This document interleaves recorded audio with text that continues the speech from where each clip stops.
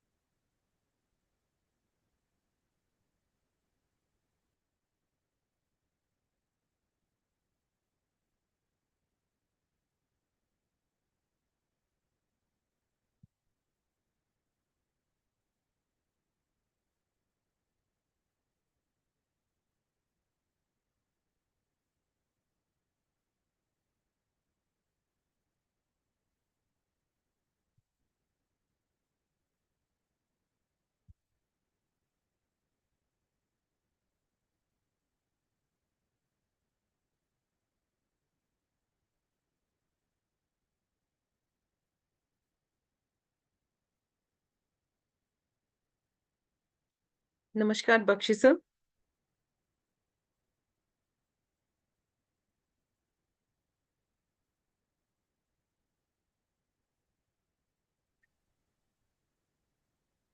Good evening. Good evening, Vita. I think they have to make me co-host. Okay, sir. I'll just. Please ask them. Yeah.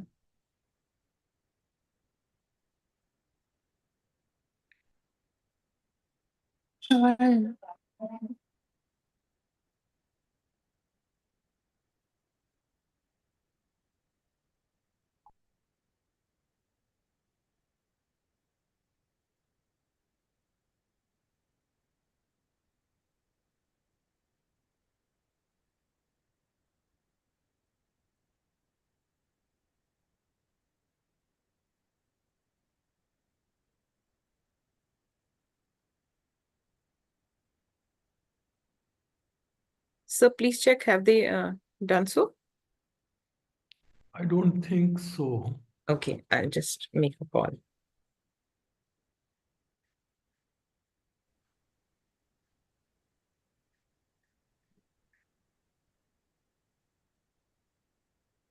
Sir को Bakshi sir को co-host बना दीजिए. Okay.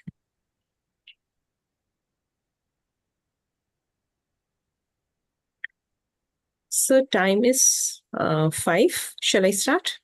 Oh, yes, I think you should start. Very good evening to sir and to all the participants here to the first day of UGC-MMTTC program that is going to start today and it will continue up to 14th November.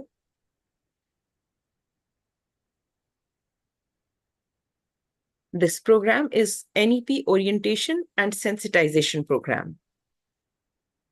In this program, which is being conducted by UGC-MMTTC, SGTB Khalsa College Center, it is being conducted in collaboration. One of the collaborators is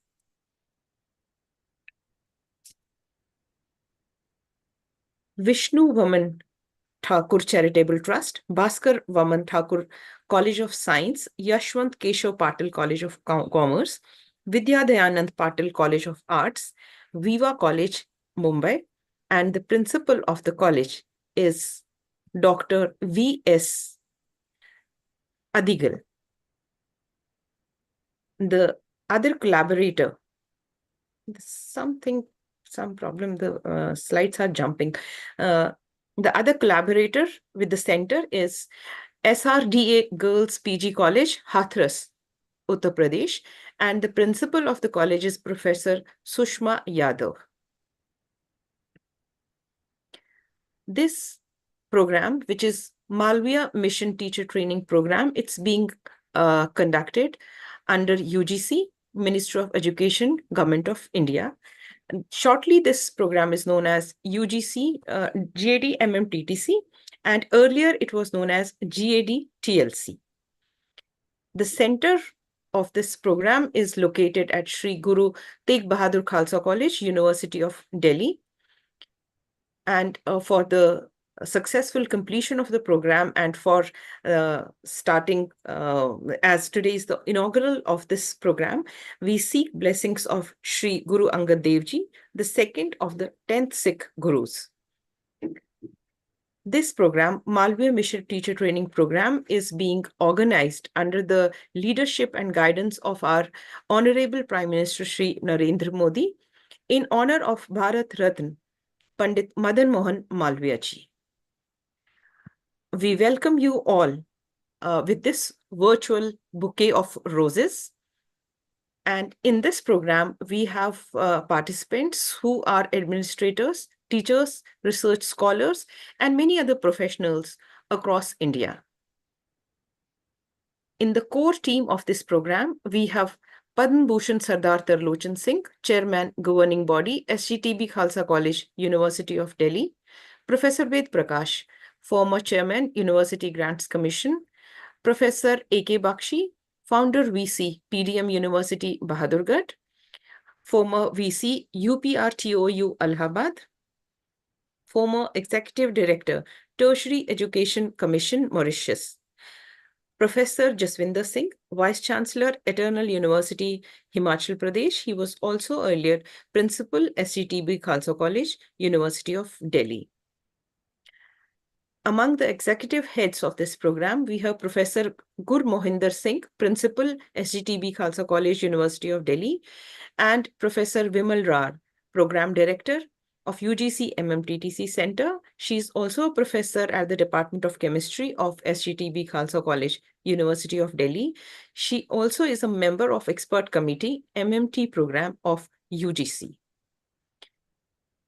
In the organizing team, we have Professor Sarita Pasi from Zakir Hussain Delhi College, University of Delhi, myself, Dr. Babita Kaula from Zakir Hussain Delhi College, Dr. Shweta Khilani, SGTB Khalsa College, University of Delhi, Dr. Deepa Verma from Viva College, Maharashtra, Dr. Aarti Dubey, Bhaskar Vaman Thakur College of Science, again from Maharashtra, Viva College, Maharashtra, Dr. Barkha Bhardwaj, she's from Sri Rameshwar Das Agrawal Girls PG College, Hathras, and Dr. Anamika Singh, Sri Rameshwar College, Das Agrawal Girls PG College.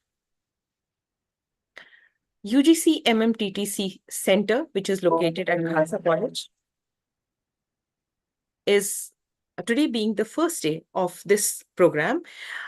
We all seek blessings of Ma Saraswati for the successful learning and completion of this program. So let's all join and witness the virtual lamp lighting.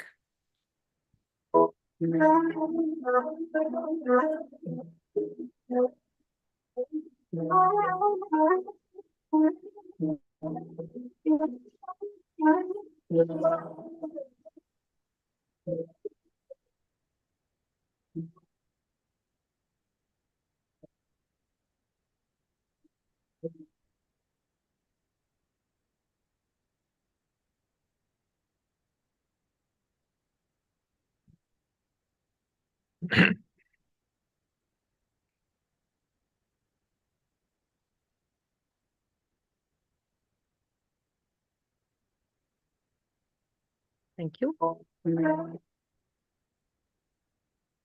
This is the center, UGC Malviya Mission Teacher Training Center, which is located at Khalsa College. And you can see the facilities that have been developed here. There is a recording room, and all this has been developed under this program at Khalsa College. In addition, you can see for the center has also developed e-content for MOOCs. In this particular center, you can see facilities where you have a recording room, and you will see the participants who are at work, backend team who's working, and there are other facilities which are available because it was earlier developed where the work started in person, and people would the participants would go and participate there in person and start contributing towards higher education programs. And the Center for E-Learning at this center, it was a major you can say an achievement that it developed in 6 subjects at postgraduate level in 89 courses. E-PG Pathshala projects were developed, and in these subjects like chemistry, commerce, economics, psychology, forensic science, and business economics were undertaken, and it started way back in October 2013. So 42 MOOCs were developed and they were uploaded on Swayam portal. And the biggest achievement of this center is that it is the largest contribution among 63 PG MOOCs developed. 42 were contributed by this single center in its first phase at national level, which is commendable job done by Professor Vimalram Bakshi sir under the guidance of all experts whom you are going to meet in these 2 weeks. A teacher's e-kit 2.0 was also developed. It is based on, again, it's on integrated subjects. It is catering to ICT tools, pedagogy for blended teaching and learning. This concept was developed by none other than Professor Vimal Rar. This contributed towards e-content. In the quadrant 1, we have teacher's manual. Quadrant 2, teacher's presentation and video for flipped classroom. Quadrant 3, teachers' assignments integrated with Bloom's taxonomy. Quadrant 4, teachers know more. And this was revised, modified as per NEP 2020.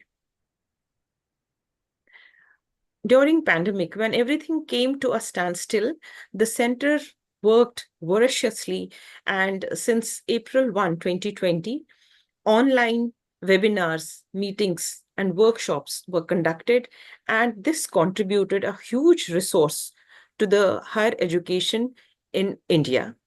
And you can witness FDPs in phase 1, phase 2, refresher courses were conducted one after the other at the center.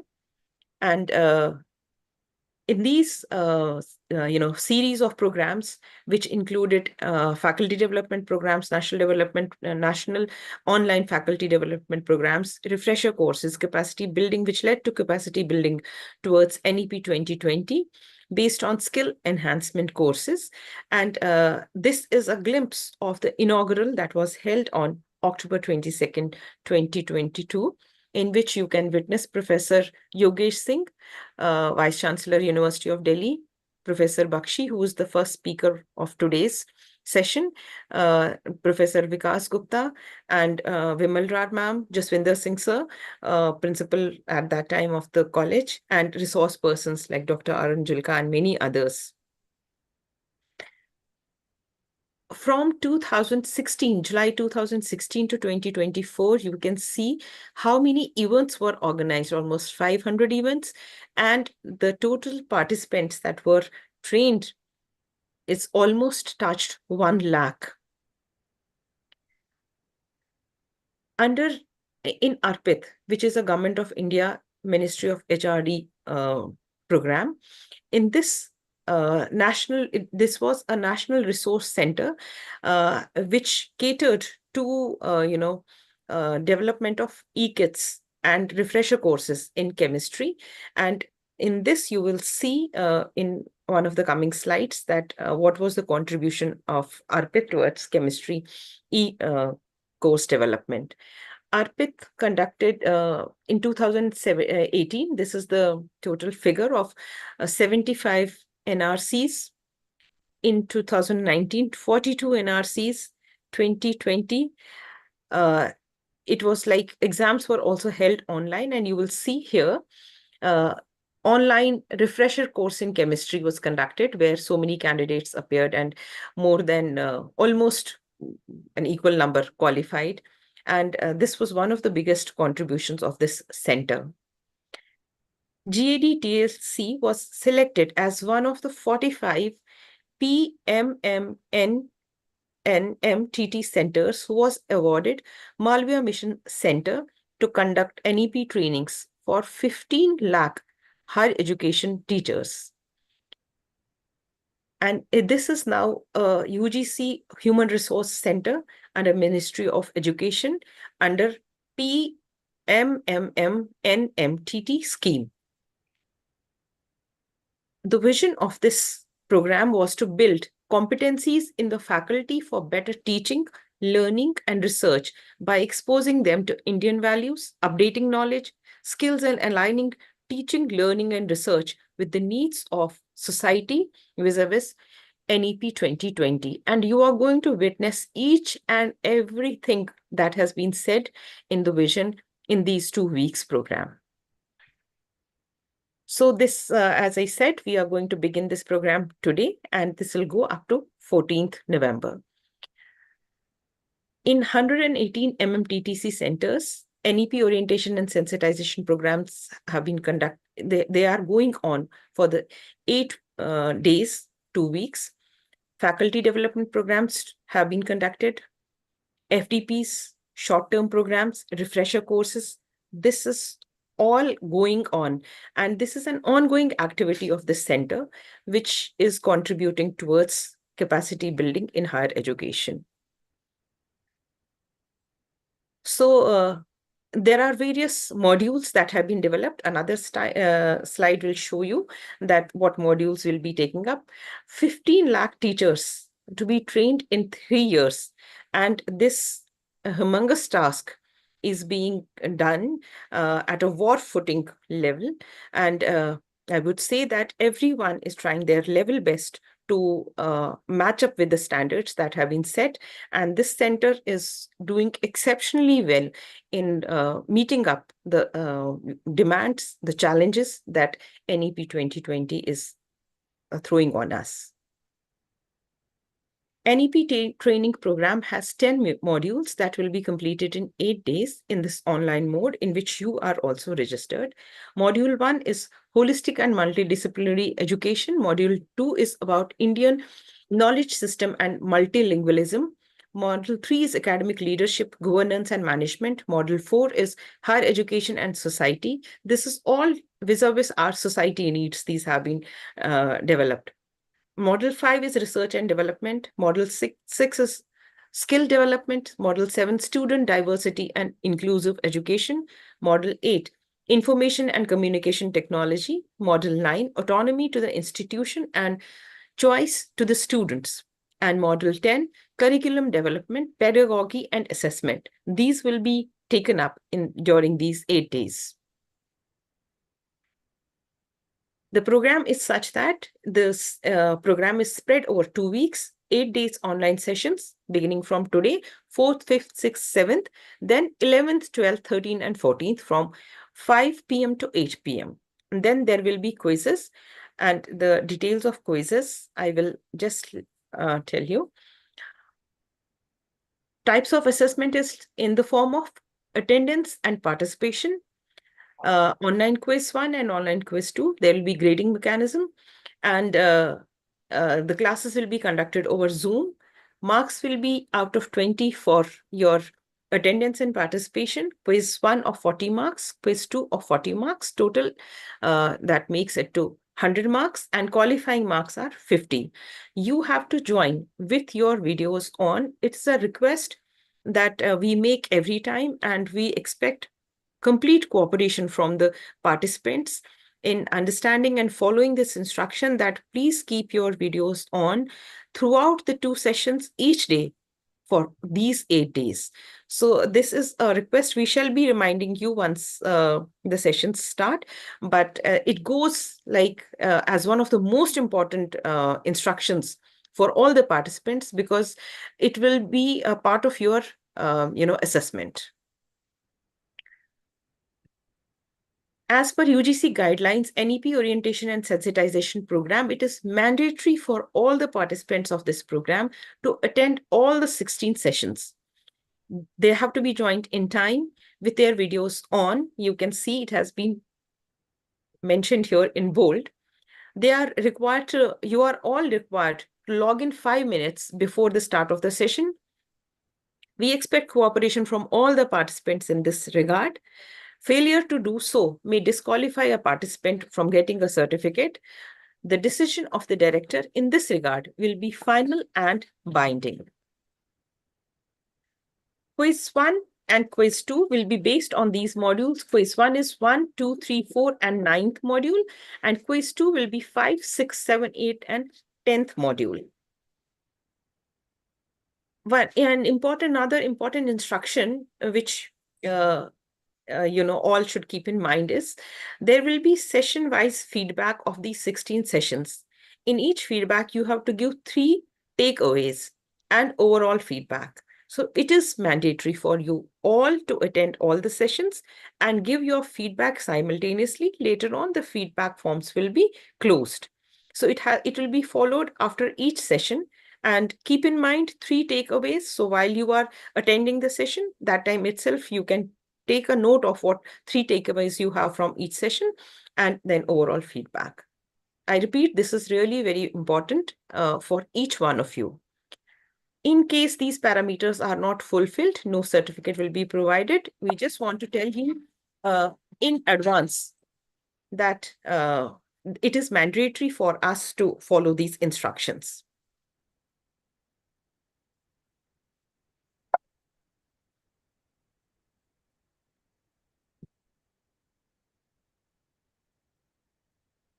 It is stuck. Yeah. Sir, I'm sorry I'm taking a little long time, but it is just that it's inaugural, and I'll request Sir to join a little later for the second session. I'll just quickly wrap up. This is the certificate that you'll be given.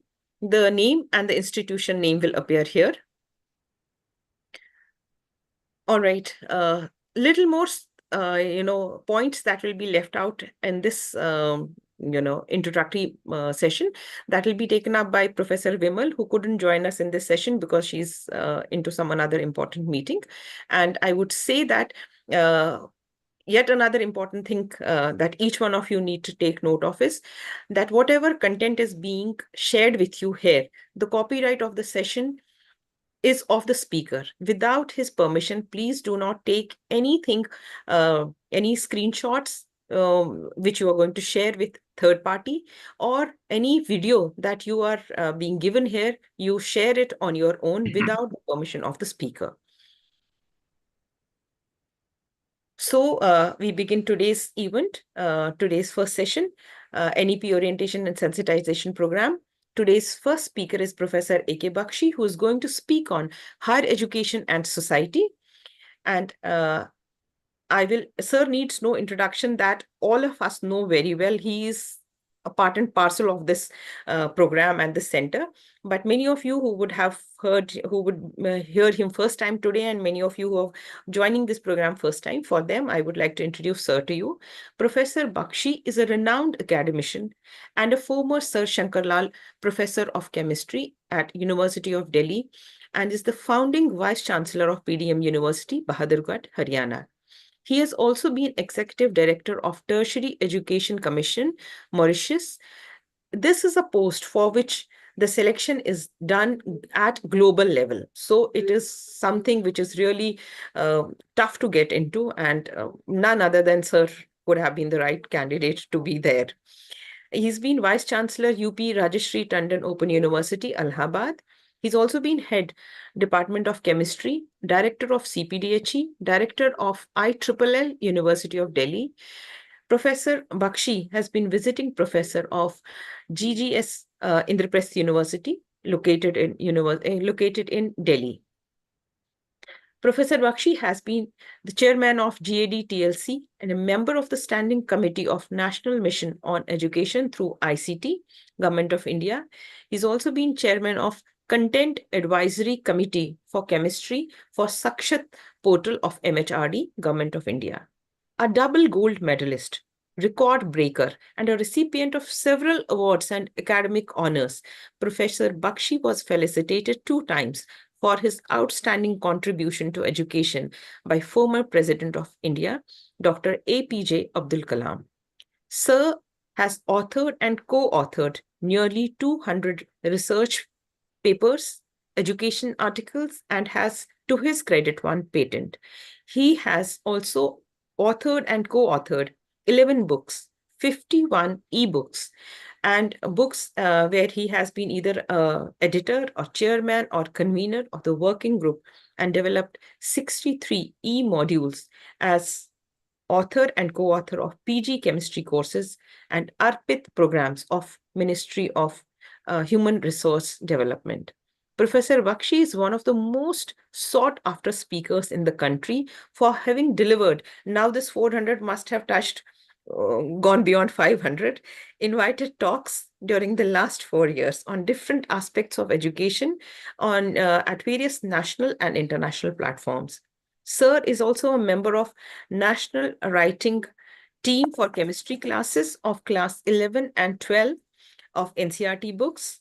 Sir was elected as the president of the section of Chemistry Sciences of Indian Science Congress Association for the years 2011 and 12.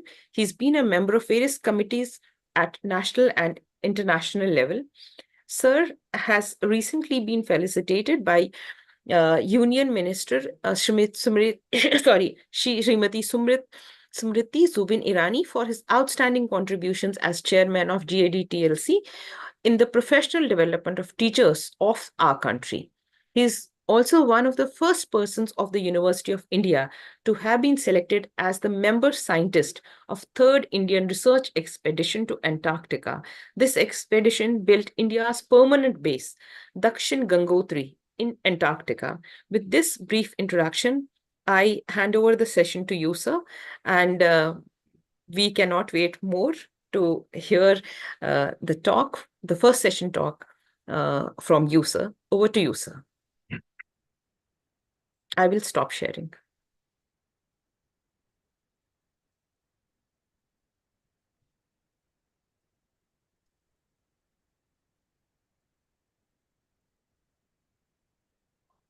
Thank you very much, Professor Babita, for your very kind words of introduction.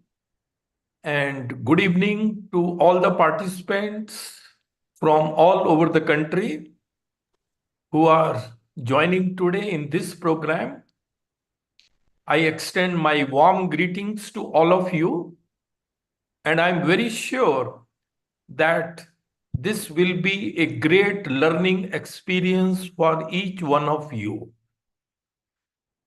You are joining one of the topmost centers of the country, because this center, as you know, has trained more than 1 lakh teachers from all over the country. And every time we have so many, registrations that we have to say no, because there is a limit up to which we can go in one program. So you are privileged to be a part of this program. And I'm very sure that you will all contribute in making this program a great success. And as Professor Babita has pointed out, let me again reiterate that please follow the instructions which are mandatory and which have been stipulated by UGC. Keeping your videos on. We should not say it again and again. That doesn't look nice. So you are all senior teachers, and I'm very sure that you will follow the instructions. So coming to this talk, before I start, let me share my screen.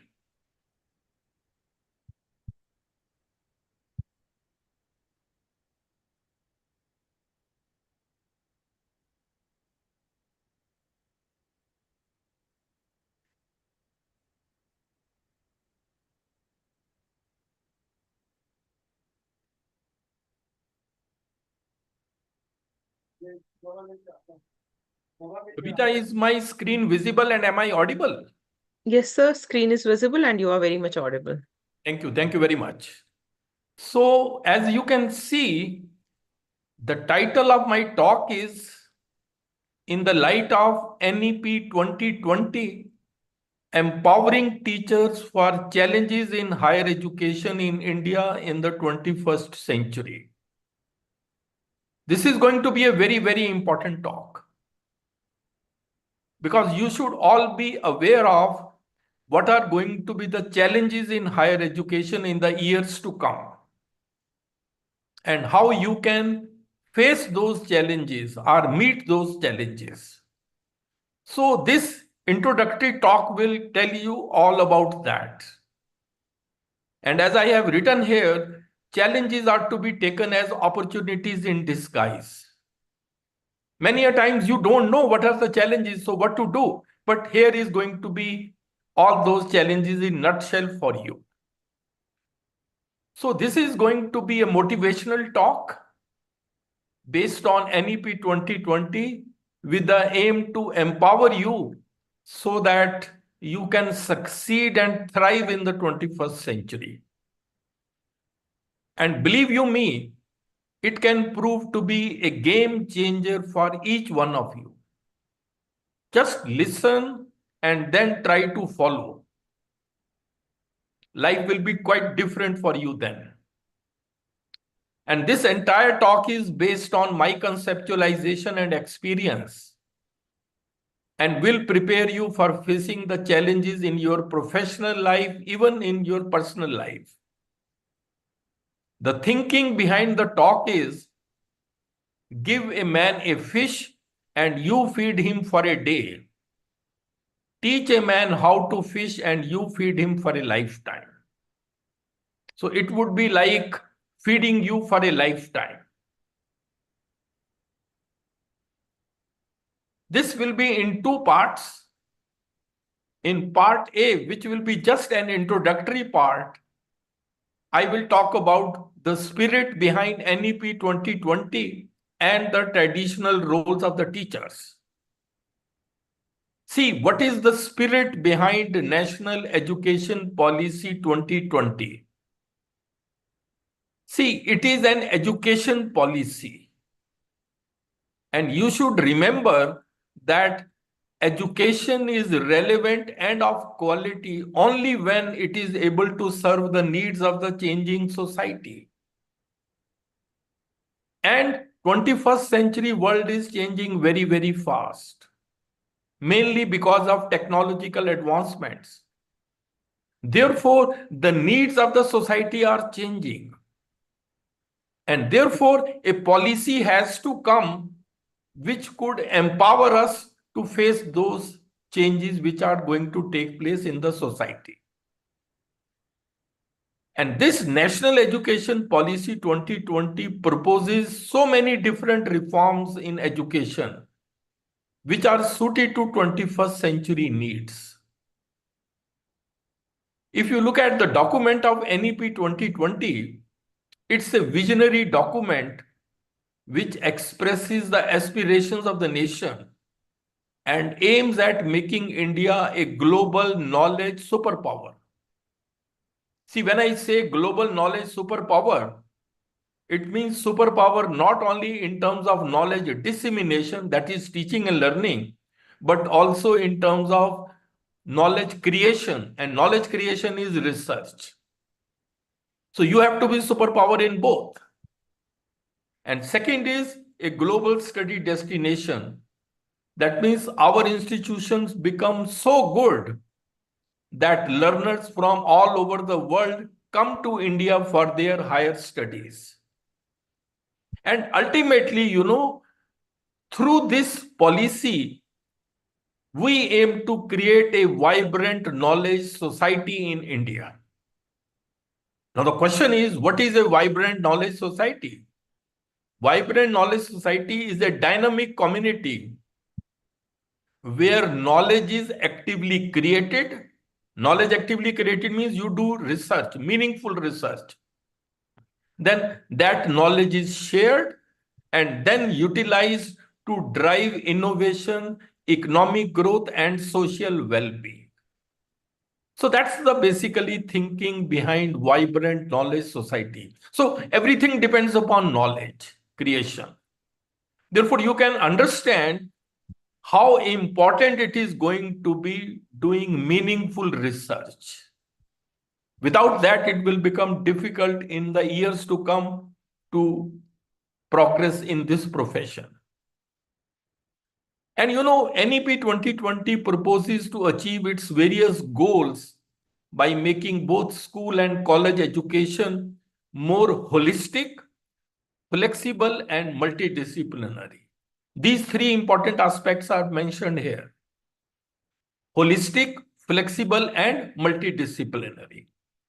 And then this entire policy is based on 5 pillars. These are the 5 pillars of NEP 2020.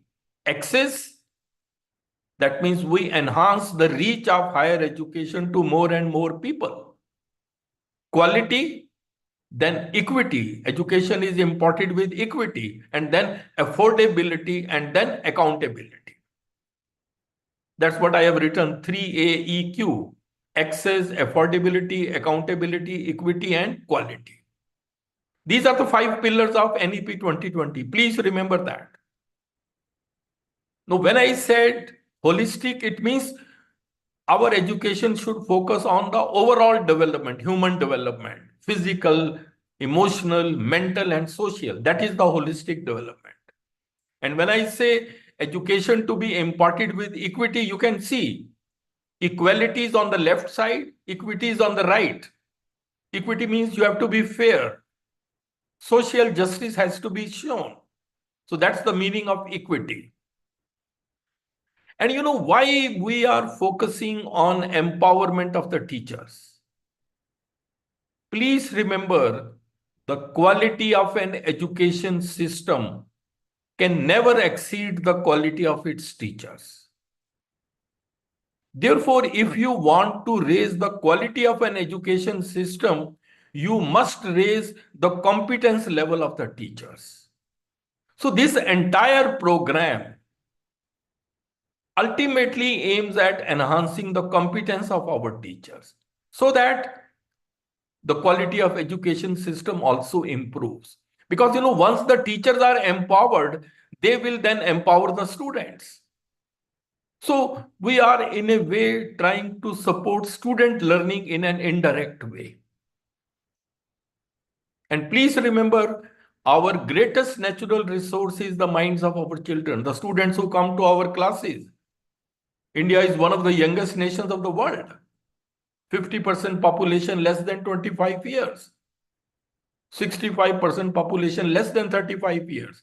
This is in contrast to the world where population is aging. Here it is the young India. So we need to ready these young people for the future challenges. And to a great extent, responsibility rests with you, the teachers. So you have to understand your responsibility. And please remember, students may be 25% of our population, but then they are 100% of our future. Our entire future depends on them. This is something we cannot afford to be oblivious of.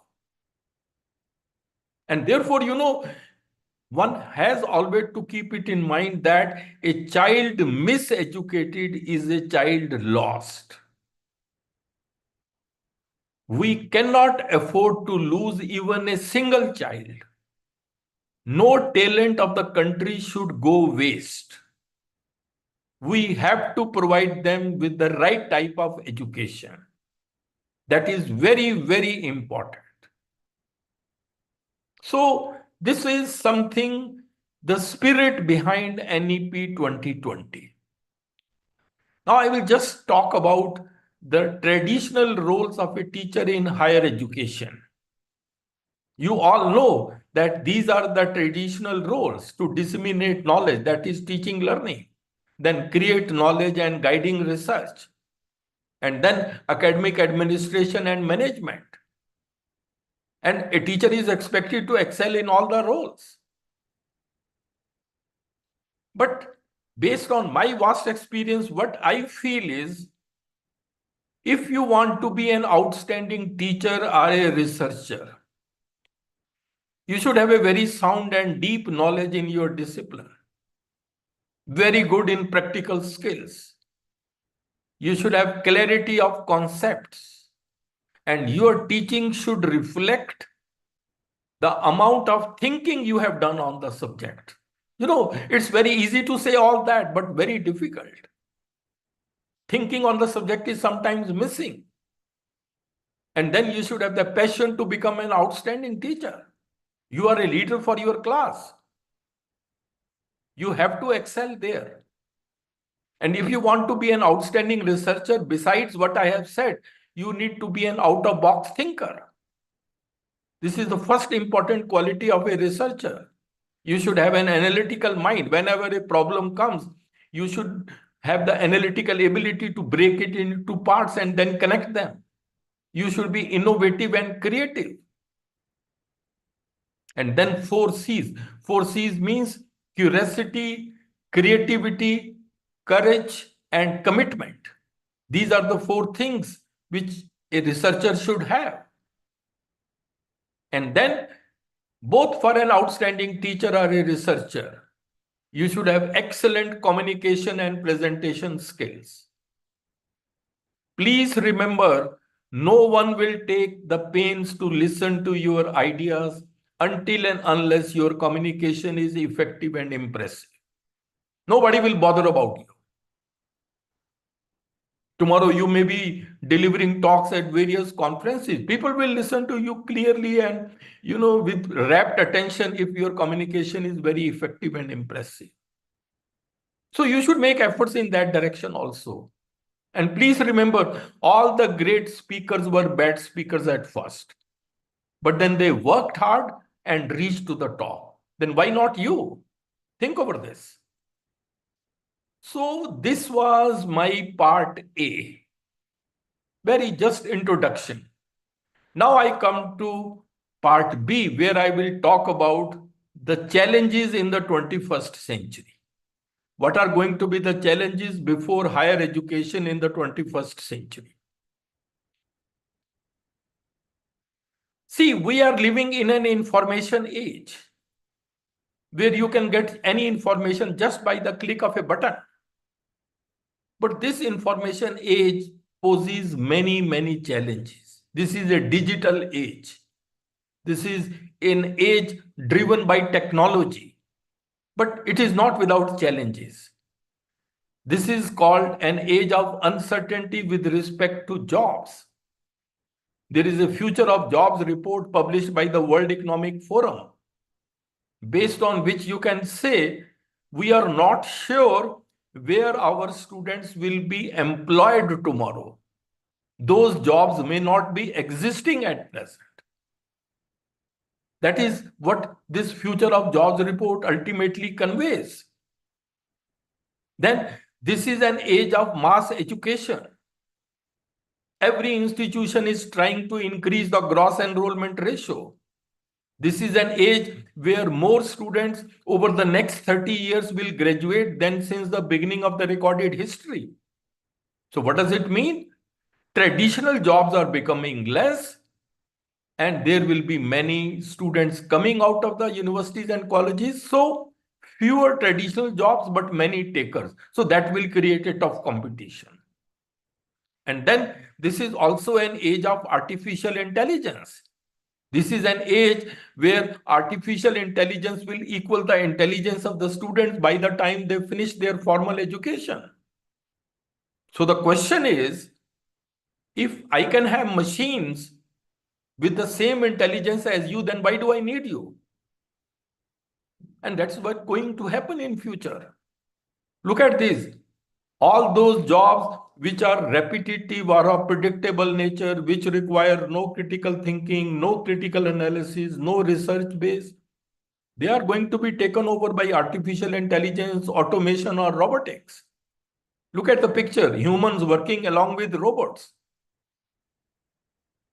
So this is going to be the future scenario. And if our teaching job is also a routine job with no innovation, I'm sorry, we may also have to face the same thing, because robot teachers are now coming. And very recently, Elon Musk said that very soon AI systems will be smarter than the smartest human on the earth, maybe by next year or by 2026. So you can very well imagine how fast technology is changing. So in such an age, the challenge before a teacher is going to be what to teach, how to teach, so that our children are successful in a future which is so uncertain. So this is challenge number one. Next comes sustainable development goals. These are the needs of the society. See, sustainable development is becoming a burning issue in the world at present. Why there is a concern? What is sustainable development? Sustainable development means, sustainable means something which can be maintained for a long period of time, keeping in view the future generations. Development is always economic development. So sustainable development is the development which can be maintained for a long period of time.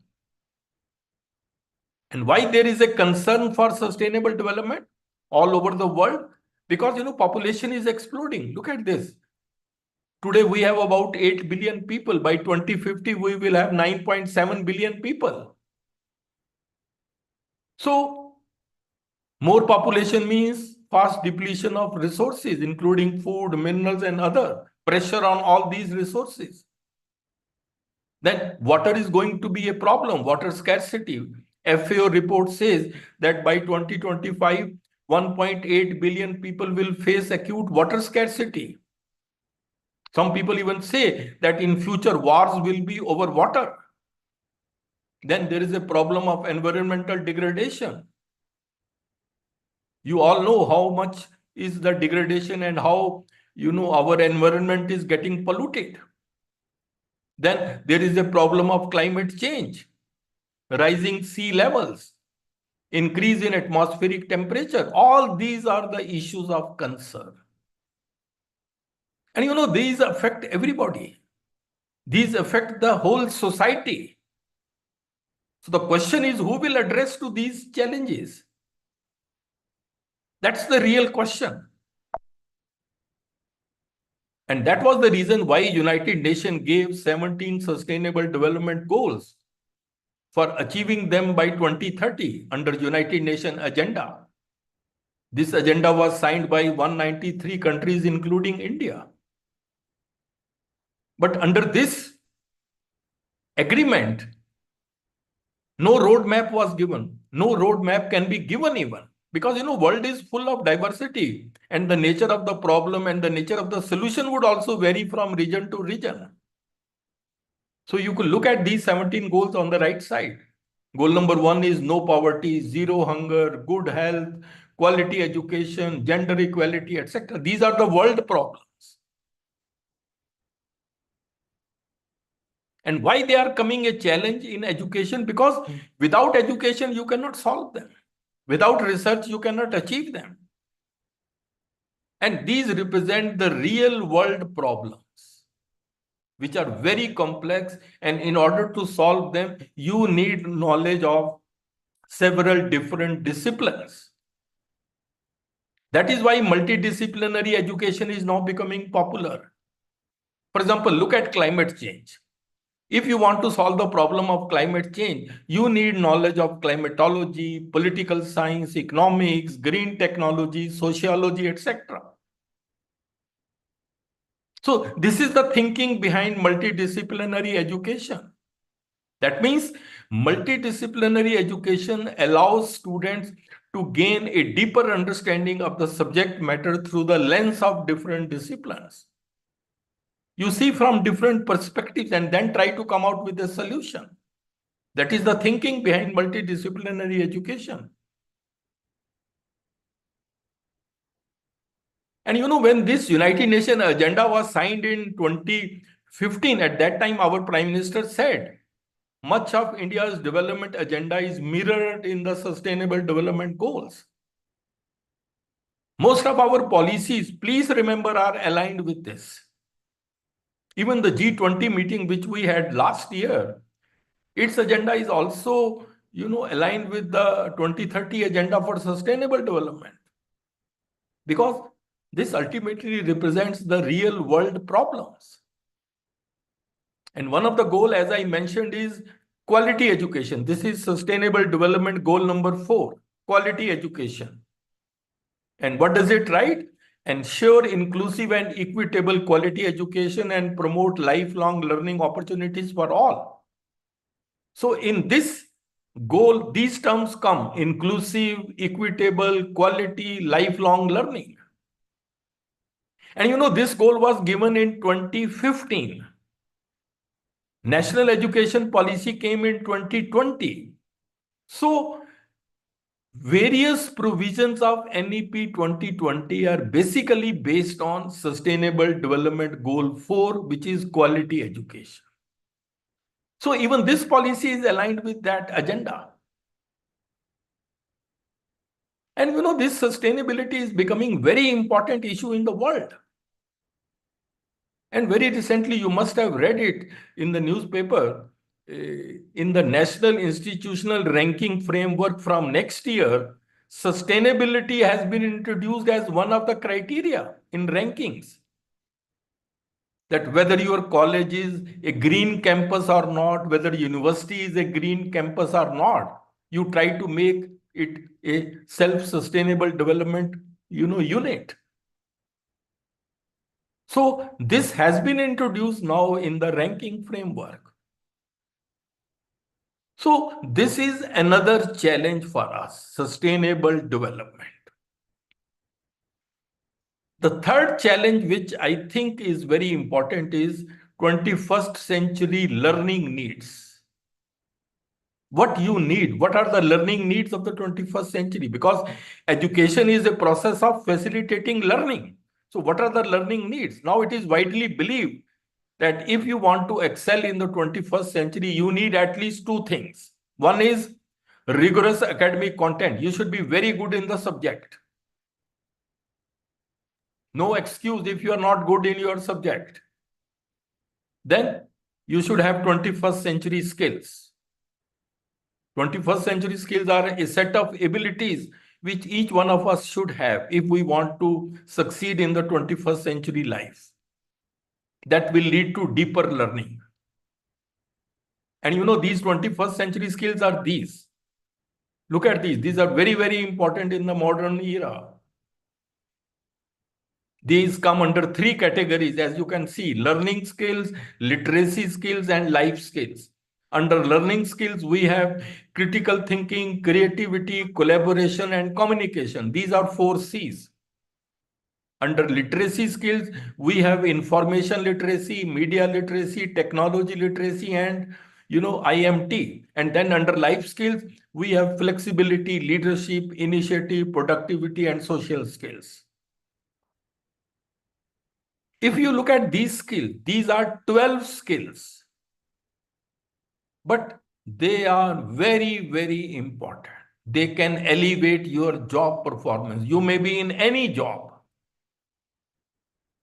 And why these skills are important? Because, you cannot have machines with these skills. Artificial intelligence cannot replicate them. For example, you cannot have a machine which is critically thinking or which is creative or which is having leadership quality. So these are the skills which are new thing which we have to keep it in mind. These are going to be the deciding factor in this information age. Please remember, these are very, very important. And therefore, quality education in the 21st century has to be this. This is the most important slide. We need to focus on knowledge, disciplinary, interdisciplinary, and practical. That is one. Second is 21st century skills, which I just mentioned, plus domain-specific skills. You are in physics, some physics-related skills, or economics, or some other skills which are specific to your subject. And then your personality, your values, your attitudes, your traits, your disposition. All the three are very important, and all three come from education. And these three things determine your competence. See, your competence for any profession will be determined by these three things. See, when we were young students, the focus was always on knowledge. Now things have changed. Skills and personality play very important roles. That is why, so many universities and colleges are starting with skill enhancement courses to strengthen second point, and value-added courses to strengthen third point. For all of that, you need to have adequate infrastructure. So this is what constitutes quality education in the 21st century. So the goal of quality education should be to acquire competence in your profession. And this slide summarizes in a nutshell: knowledge, skills, and personality. All the three will be required. Please remember, if you are not able to do good in your profession, you may be weak in one of these three things. You may be full of knowledge, but if you lack skills, or if you don't have the right values or attitudes or thinking, etc., you will not be able to do well.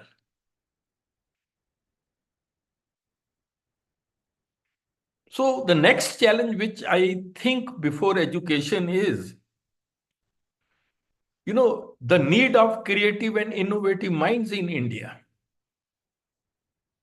See, I personally feel there is a crisis of innovation and creativity in Indian education system. Look at the fact, no Indian scientist working in India has been able to get Nobel Prize since 1930. C.V. Raman was the last person. He got it in physics. After that, no one has got while working in India. Nobody has ever got it in chemistry. These people did get Nobel Prize, but they were non-resident Indians. Then Amartya Sen, although he is an Indian, but for years he has been working abroad. Abhijit Banerjee is an American citizen. And please remember, Nobel Prize is not a lifetime achievement award. It is for a breakthrough which changes the course of human history. And if you want to excel in research at that level, you need many things. And amongst that, the most important are enormous amount of creativity and open-mindedness. This is very important. This is the most important thing, creativity and open-mindedness. Good ideas may come from any source, welcome. Then willingness to collaborate. This is missing in our students, or even in us. We look at every other person as a competitor. How can you think of collaboration then?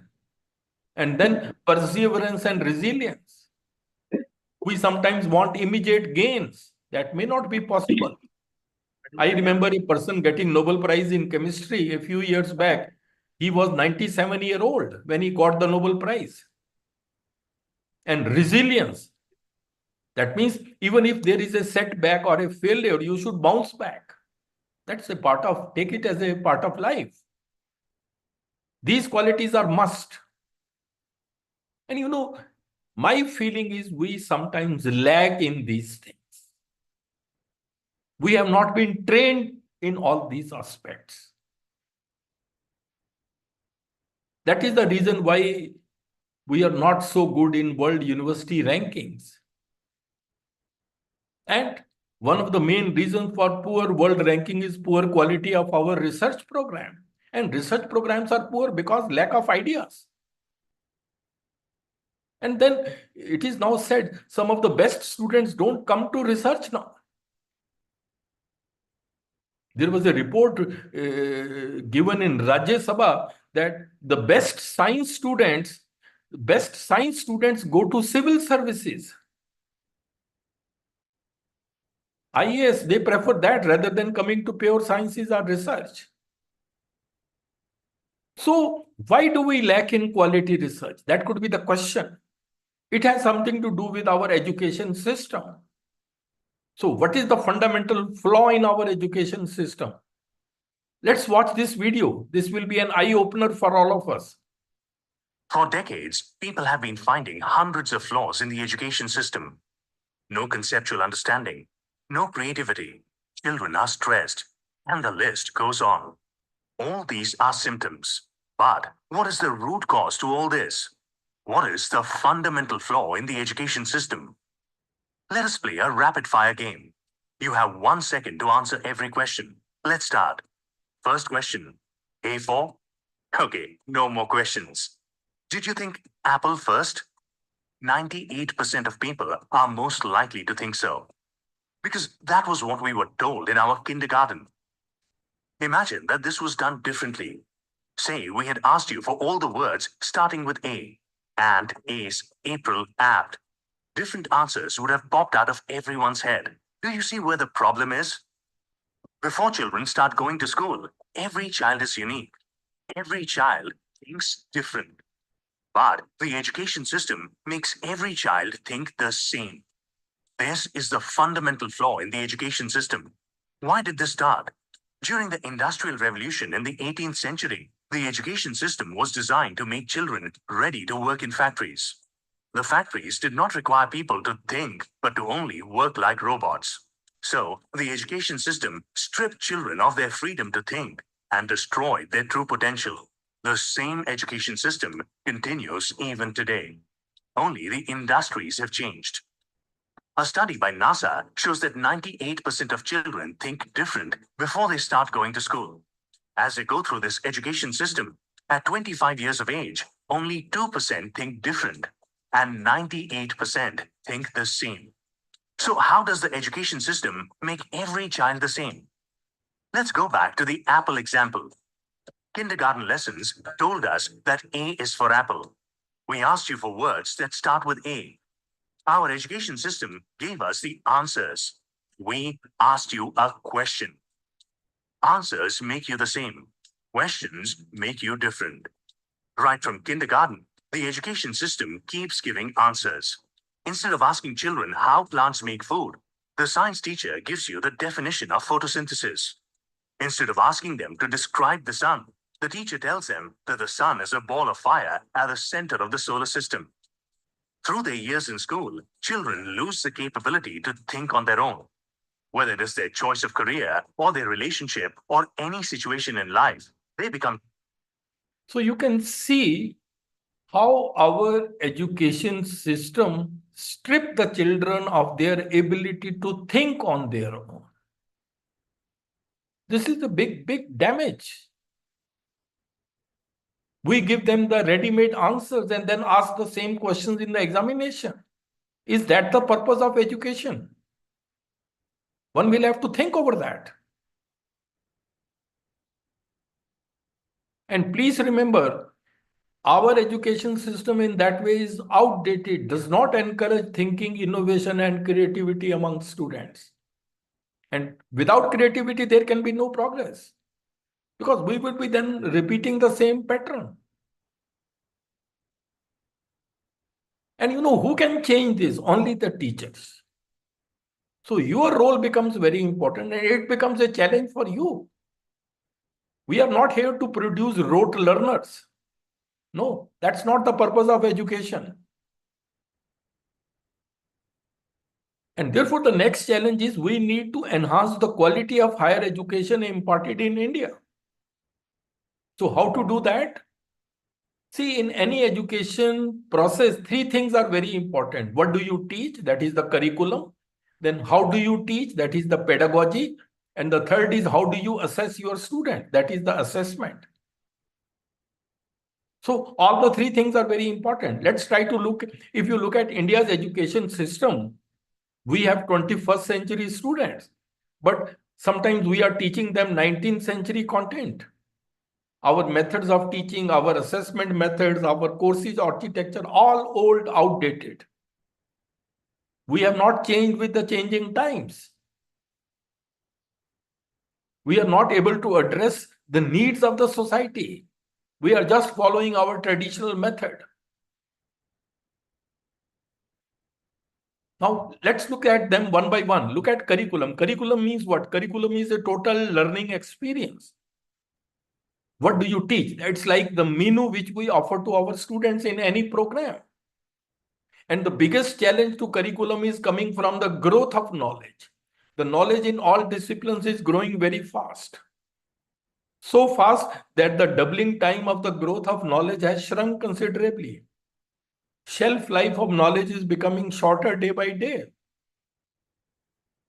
See, there was a time when human knowledge was doubling in 150 years. Now, human knowledge is doubling in less than 73 days. So what does it mean? It means our curriculum becomes outdated as soon as it is created. So what is the use? And please remember, what we know in any discipline is merely a drop, and what we do not know is an ocean. Let's be under no false illusion. That is why NEP 2020 says we should have light syllabi so that students have more time for thinking, but it should be modern because knowledge is growing very, very fast.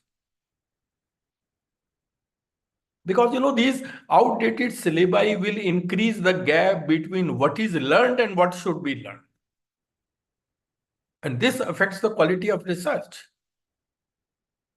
One of the main reasons why we are only followers and could not become leaders in many fields, this outdated syllabi is one reason. Then there is also a lack of coordination between school and higher education in India. And he's Professor C.N.R. Rao, Bharat Ratna, he once said, 90% of the universities in India have outdated curriculum.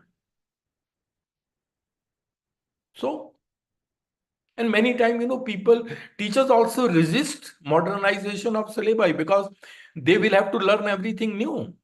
But this sacrifice we will have to make for our students.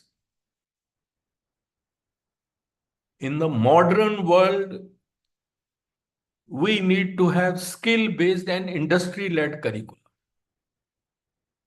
Because the world is shifting towards skill-based economy, where more focus will be on practical knowledge and hands-on experience. And teachers also need to be trained, because teachers start teaching skill in the same way as they teach knowledge. No, knowledge is theoretical. No, skill is practical, doing. You cannot teach them in the same way. You will have to change. And skills are becoming so important in the modern world that it is said, future belongs to those who learn more skills and combine them in creative ways.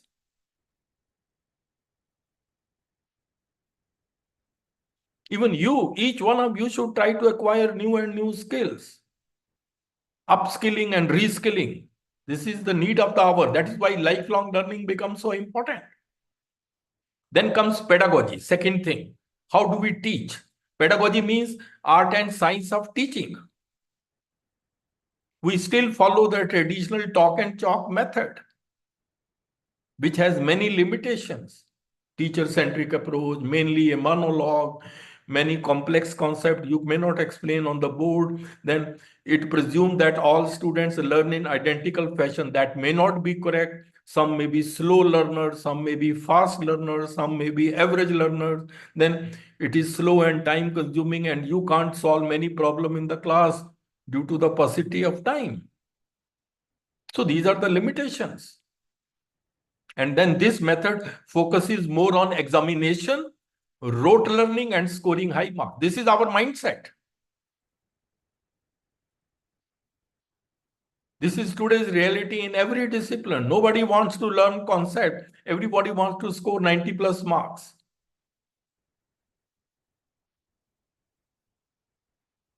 So you can see the problem. Irony of our country is that we focus more on well-filled mind. But what we need is a well-formed mind. The mind which is formed out of thinking, innovation, creativity, critical thinking, etc. Era of rote learning is over. Please remember it. Real education is that which transforms the learners. Just as a seed gets transformed to plant and plant gets transformed to tree, the same thing should happen. And that's why it is said, learning is not the product of teaching. Learning is the product of the activity of the learners. You engage your students, you engage your learners in various activities, and then they will learn much faster. That is why this concept is becoming more popular. Learner-centric education, now people talk, is the need of the hour. And what is the thinking behind learner-centric education? The thinking is that students will learn best when they are engrossed in the topic, motivated to seek out new knowledge and skills because they need them in order to solve the problems at hand. That is the thinking behind learner-centric education. And all this they can do in this information age. Experiential learning, that is also learner-centric education. When you do, you understand it better. That is the reason why fostering experiential learning and critical thinking among students is an important objective of NEP 2020. But then, we are not doing it. Experiential learning needs to be adopted at all levels. And in learner-centric education, there are many methods of teaching. There is not one method. You can have problem-based learning. You can have project-based learning. You can have case studies. You can have inquiry-based learning. You can have flipped classroom model. You can have collaborative learning strategy, TPS, think, pair, and share. You can have community outreach, travel, internship, UG research program, all come under learner-centric education. In all of them, you engage learners into various activities. You just guide them. You just mentor them. Let them do. Let them think on their own. And better engagement of the learner will lead to better retention of learned information. There is no doubt about that.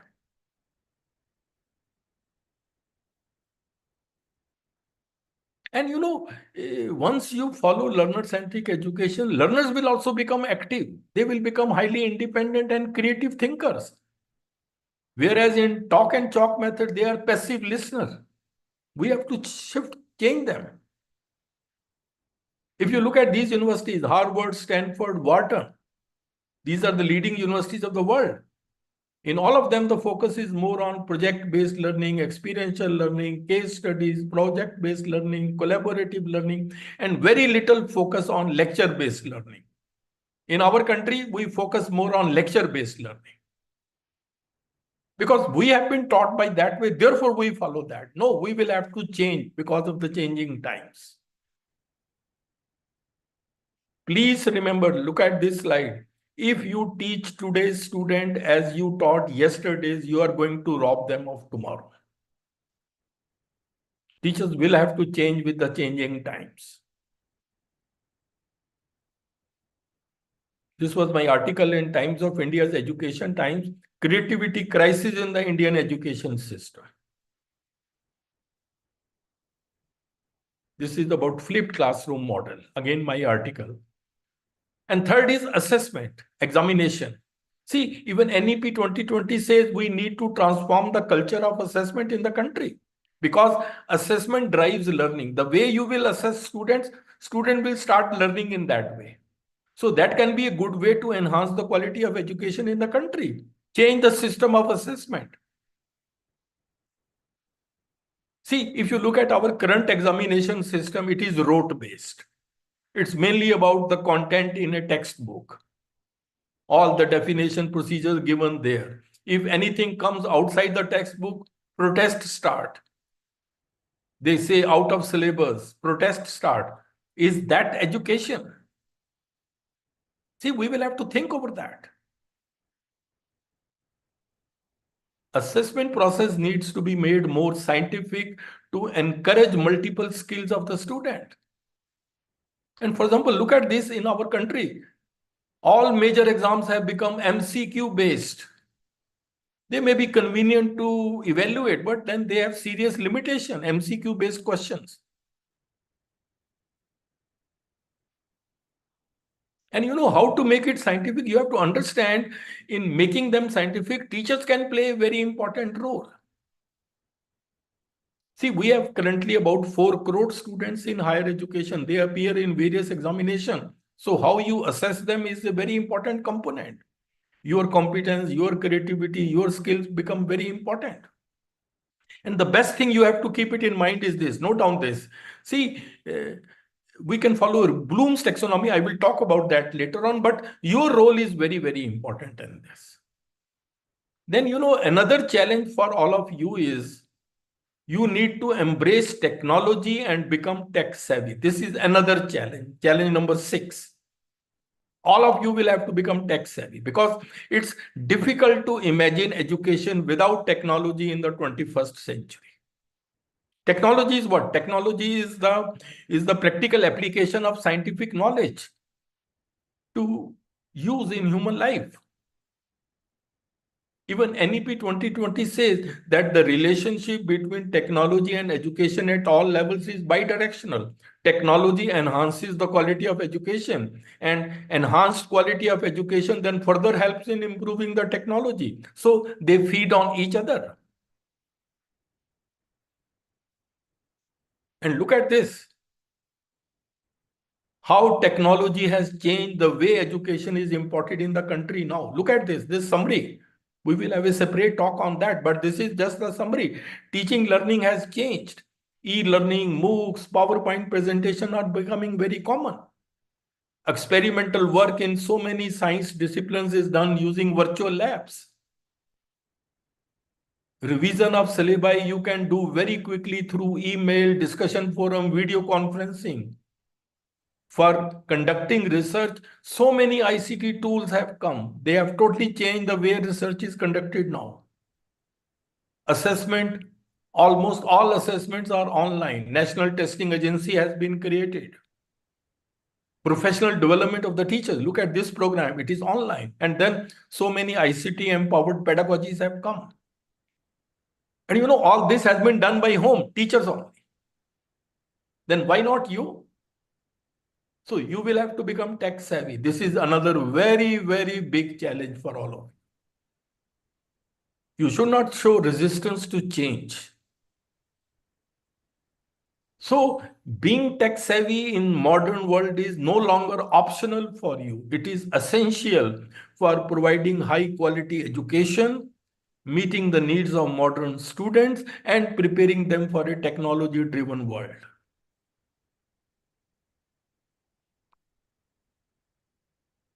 But one thing you should caution students that technology should be used strategically. Our students are using technology excessively. Excessive use of technology, you know, has impacted their creativity. They have stopped thinking. For every small thing, they use technology. Many students have stopped writing with their hands. All these are the drawbacks. That should not happen. Excessive use has to be avoided. And then technology in education is a journey. Technology will keep on changing. Now, artificial intelligence is coming, which is totally redefining the education in the world. And the way artificial intelligence is coming, it is going to revolutionize the way we teach, learn, and research. Everything is going to change. See, never has the world been so dynamic as it is now. Therefore, I thought it would be prudent to tell you the challenges which lie ahead. And some of you have to become tomorrow's leaders. Many vice chancellors and directors will come out of you. You should know what are the challenges and start making preparation well in time, because life is a game of timing.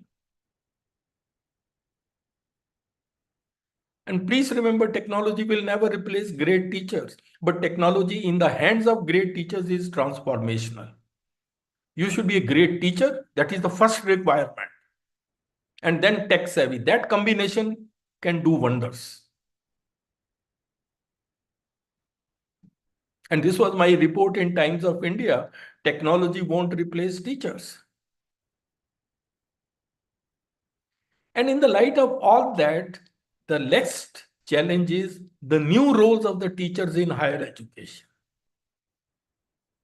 Your roles are no longer the same as used to be the roles of your teachers. Now the roles are changing. Significantly changing the roles of the teachers in the 21st century. You will have to become tech savvy in ICT skills, 21st century skills, artificial intelligence skills. Tomorrow, students may be enrolled in e-learning and MOOCs. And if they have some queries, who will answer you? So you must learn how to manage virtual classroom and discussion forum. You need to engage students by learner-centric pedagogies. You should be aware of that. So you will be more like a coach or a mentor rather than a knowledge provider. See, there was a time when teacher was considered to be the only source of knowledge, but not now. Then you should be proficient in the development of e-content and MOOCs. So many MOOCs are there on the SWAYAM platform, more than 4,000 courses. Who has developed them? Teachers only. Already so many teachers are tech savvy. Why not you?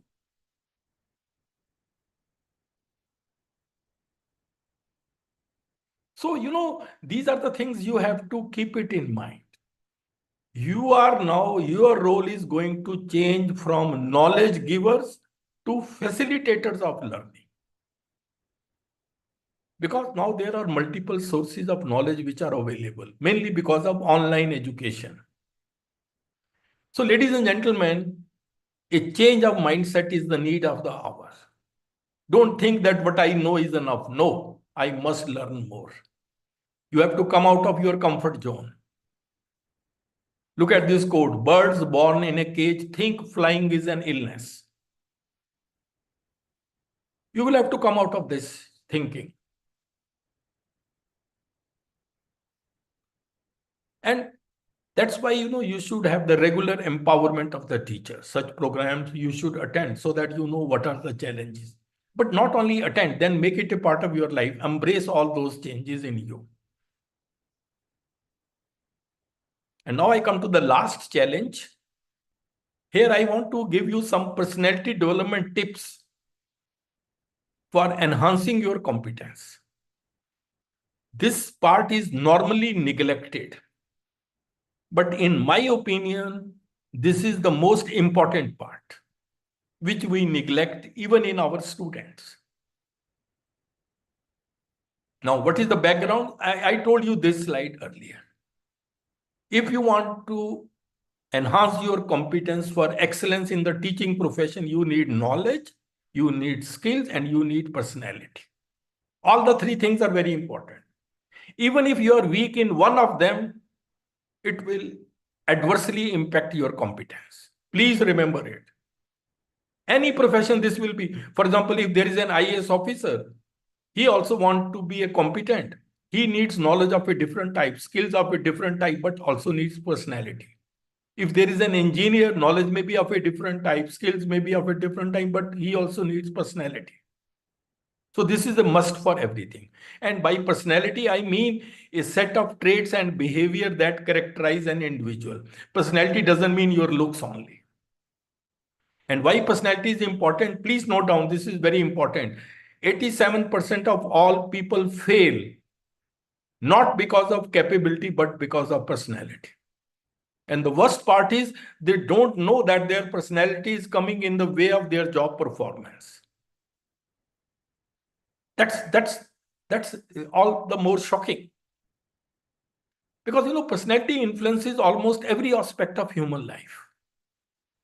Therefore, I want to give you some personality development tips in the form of life lessons to enhance your competence.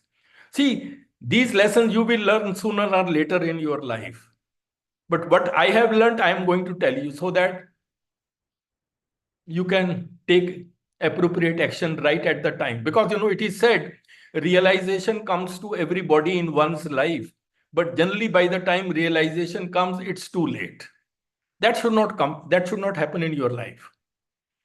And please remember, life can only be understood backwards, no doubt, but then it has to be lived forwards. Therefore, look at this slide. The grand old lady telling little girl, life is only a short trip, enjoy it. Life looks like an eternity, but actually it is just a short trip. So you should all learn the art of living. This is the first most important thing. It's very unfortunate that most of the people only exist in this world. Living has become rare. Please remember, you only live once, but if you do it right, I think one is more than enough. And when I say art of living means capability to draw pleasure from life and to succeed in the greatest test called life. Life itself is a great test. You have to be successful in that. And this was the report which came in Indian Express recently. India is not that happy. India ranks 126th out of 143 nations in the World Happiness Index. People are stressed. They are always worried about future, always thinking negatively, not able to control their thoughts. Some people are living in a comfort zone. So all that makes people unhappy. So ladies and gentlemen, please remember, you will never find a happy life. You will have to make it. And there is nothing like a perfect life, but you can fill it with perfect moments. So the first step which I want is you should be proactive in life. This is the first lesson which I also learned very late. By proactive means, see, everyone chooses how to approach life. You choose to become proactive. If you choose to become proactive, then you focus on preparing. If you are reactive, you end up focusing on repairing. So proactive people are able to take initiative, make choices, and control outcomes. That is what you should be able to do. This is a very, very important. Think well in advance and take appropriate action. Proactive people don't wait for the ship to come in, they swim out to it. Then all of you should come out of your comfort zone. Many of you are young. Don't go into comfort zone. Life begins at the end of your comfort zone. It's only after you have stepped out of your comfort zone that you begin to change, grow, and transform. Very, very important. Some people think, oh, I am getting a very good salary. My husband or wife getting a good salary. Children are well set. Why should I now work? That's also a mindset. But that's a comfort zone. You will have to come out of that. Then work hard sensibly. I know many of you must be all very hard working because you have reached this position. But sensible is very important. By sensible hard working means direction is more important than speed. Choose your direction very carefully. Learn to manage your career. You are wasting your life's time on that. So think 10 times before pursuing a path. Of course, you are free to choose any direction, but then you will not be free from the consequences of your choice. So choose your direction very, very carefully. This is a common mistake people make. Time will not come back again. Life is a process. Once you have chosen a direction, then you should remember life is a process. No one rises suddenly in the world, not even the sun. Along the chosen direction, be persistent and have a never give up attitude. Then there will be no looking back. Then self-belief is another. This self-belief is another very important quality. Look at this. A bird sitting on a tree is never afraid of the branch breaking because her trust is not in the branch but in her own wings. So believe in yourself. And please remember, one who believes in himself has no need to convince others. Yes, I will make it. Because this self-confidence is the biggest accessory for you. It may not give you success, but it will give you power to face the challenges of life. Then self-discipline is another quality you should all acquire. By self-discipline, I mean mastery over your thoughts. See, we are always thinking something. If you can control what you think, you can always control what you do. Because, there is nothing in this world that can trouble you more than your own thoughts. And this is the reality. And we are always thinking something. On an average, a person thinks 70,000 thoughts a day. Cages are not made of iron, they are made of our thoughts. So, if you can learn self-control, you can master anything. Mindset, control mindset. See, brain is an organ. Inside the brain, there is a mind. Mindset is like a software which you can control. Practice it. And then this self-control will also make you mentally tough, because that is also a quality which you need sometimes in the face of adversity. Being mentally tough. Sometimes you have to be mentally tough. So it will prepare you for that also.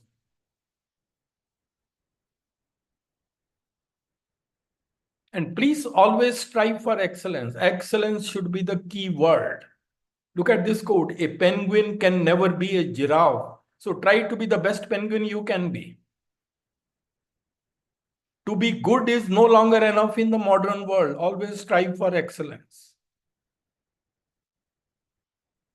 And then be positive and honest. Always positive thinking. Look at this, 11 marks out of 10. Height of positivity. And positive thinkers will have a solution for every problem. Negative thinkers will have a problem for every solution. And we have both types of people in our day-to-day life. And then many of us have fear of failure. This is also a common problem in young people. We may not fail. You have to overcome the fear of failure. See, Bill Gates once said, if you are afraid of failure, then you don't deserve to be successful.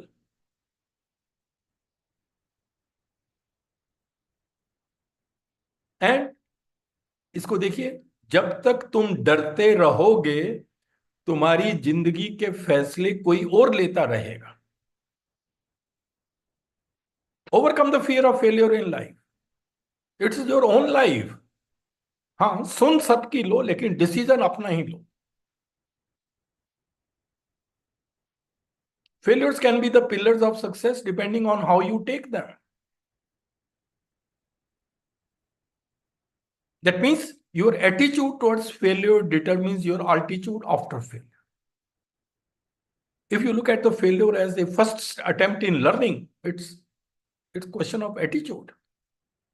And then stop worrying and start living. This is a common problem in young people these days. Stop worrying and start living, because please remember, worry is a misuse of your imagination. You suffer more in imagination than in reality. And that's why it is said, one day you will look back and realize that you worried too much about things that don't really matter. But by that time, the time would have gone and you cannot undo it. You will only regret. So the best thing is you worry about the things which are in your control. And what is in your control? Your attitude, your effort, your focus. Just worry about these three things. Don't worry about the things which are out of your control, what others will think, what will be the opinion of others, what will happen in future, what will be the outcome. Why to bother about that? This simple differentiation can make a world of difference in your life.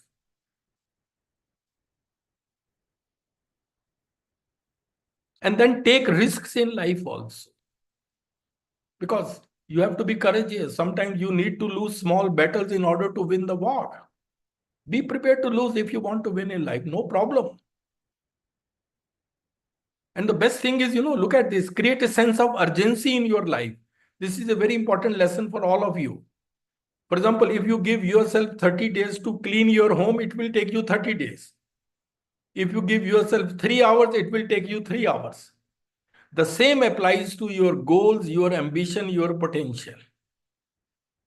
You can create a new life for yourself by creating more urgency in your current life. You should be a man in a hurry. You have to finish many things. Set deadlines. So it's a question of how you approach the problems. And then control anger. Everybody gets angry. Nobody can stop, but try to control. And whenever you get angry, think of this slide. The fire of anger burns you first. So if you are ready, get burnt.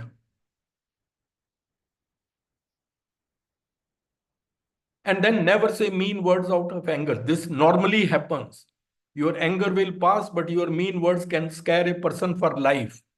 Either be kind, use kind words, or be silent. Remaining silent in angry mood requires tremendous strength. Better be silent. And one thing you should remember, psychology says that whenever you are angry, there is some fear in your mind. Beneath anger, there always lies some fear. This is the reality of life.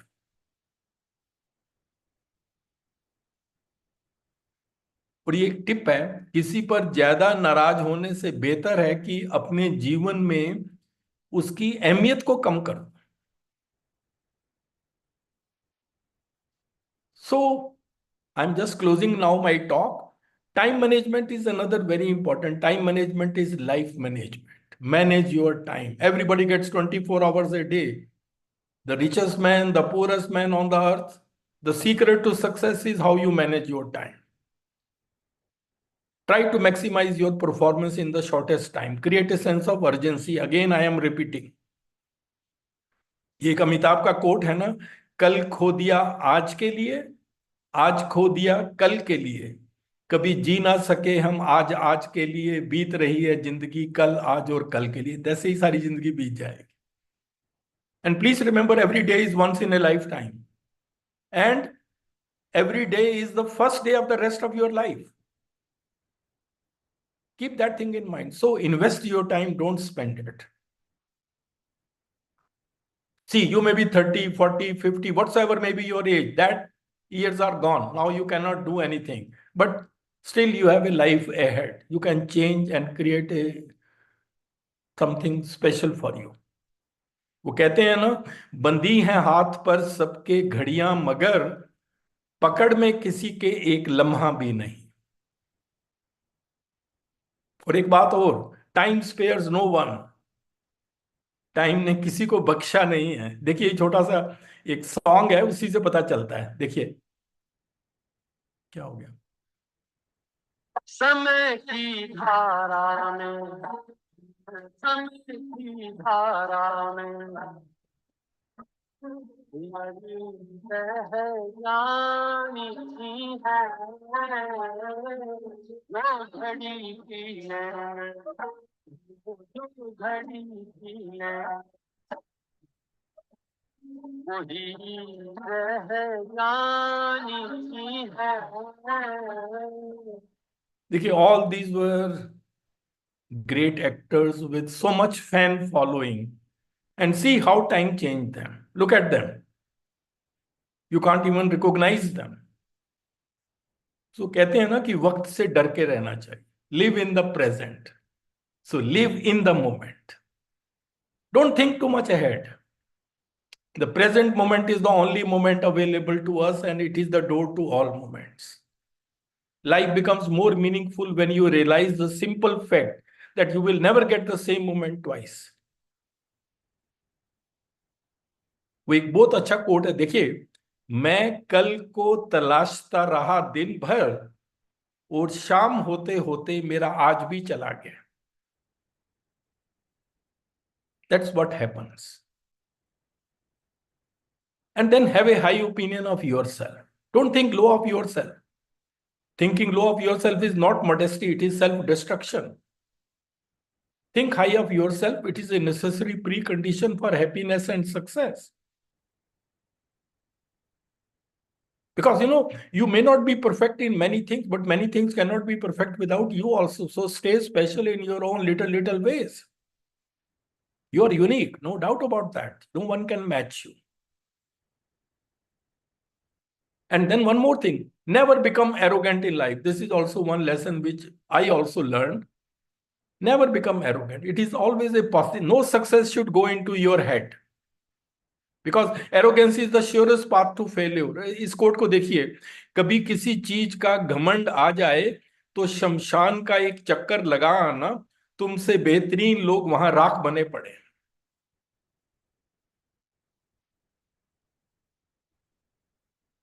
Remember, you are dust, and to dust you shall return. So keep this reality of life always in mind. You will never become arrogant. समय और भाग्य पर कभी अहंकार मत करो, क्योंकि ये दोनों परिवर्तनशील है और पता ही नहीं चलता कि कब क्या हो गया. आदमी समझ ही नहीं पाता. So ultimately, it is the challenge to you. At the end of the day, your biggest competition, you will agree, is with you only. You should not become the puppet of your mind. You should become the master of your mind. Be your own king, and you are a king if you know how to rule yourself. First, try to rule yourself before you think of ruling anybody else. कहते हैं ना कि you don't have the problem, you are the problem. Mindset is the problem. Attitude is the problem. तो ये सारी personality में आ जाता है.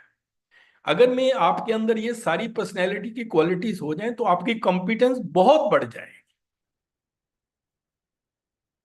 वो कहते हैं, ये देखिए, स्वर्ग भी तू है, नरक भी तू है, इन दोनों का फर्क भी तू. जिंदगी छोटी नहीं होती, लोग जीना ही देरी से शुरू करते हैं. जब तक रास्ते समझ में आते हैं तब तक लौटने का वक्त हो जाता. So it's never too late to be what you might have been. Think you will have to change life from now onwards, and you will see the difference in your life. Challenges keep us fresh. See, there is a very famous quote: a ship is safe in harbor, but that's not what ships are built for. Similarly, humans are not designed to be happy in status quo. Continue to remain dissatisfied so that you can become better and better, because challenges are what keep us fresh. And in this talk, I have given you so many challenges, 7, 8 challenges I have given. Don't take every challenge as a problem. Take every problem as a challenge. एक बड़ी famous challenges will always be the doorways to excellence. There is no doubt about it. They are the opportunities in disguise. और एक बड़ी famous Chinese proverb है, when the winds of change blow, some people build walls while others build windmills. It's up to you how you make use of the opportunities. So, ladies and gentlemen, one day you will be just a memory for some people. Do your best to be a good one.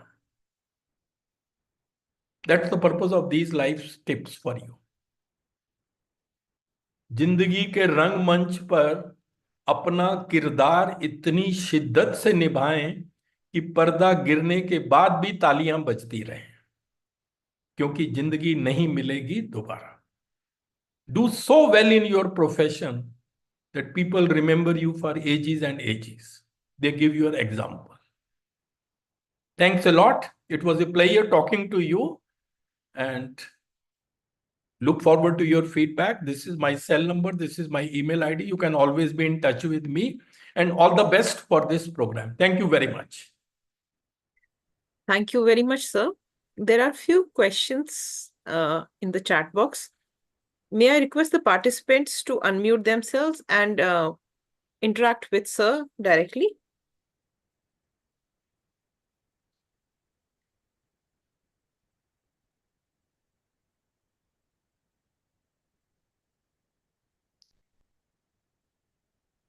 Are you Good Good evening, evening, ma'am. sir. Thank you so much for your session.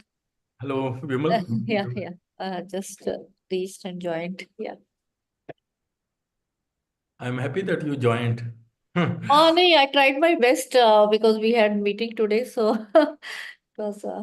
Hi, Sir, Babita. Thank you No, I for. have taken little more time, but then I think I started Uh, also late. we're uh-huh. quite late. Yes. So, Yes. Babita, maybe questions we can take it later because we already have many sessions other pending for sir Yes. also. Yes. Yeah. So we can, Fine. Fine, ma'am. And also, I think participants can't unmute themselves. Sir, it's a pleasure for me to listen to you always and present a vote of thanks to you for such an excellent and enlightening talk. What I appreciate the most, like in the beginning, there were genuine queries that participants have in mind, but towards the end, as we all say that you are the best speaker, and that is what I would say. The chat is full of such compliments. That is one of the best lectures that anybody could have attended. And there's a lot of, takeaways from your lecture.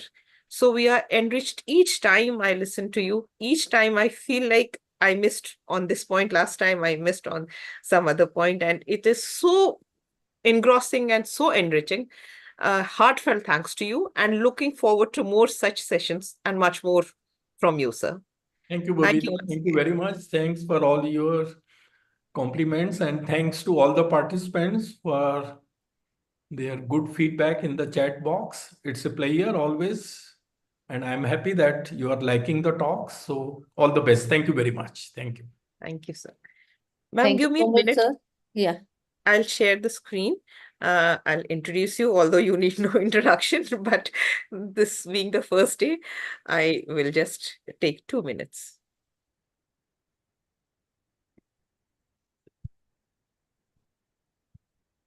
Okay.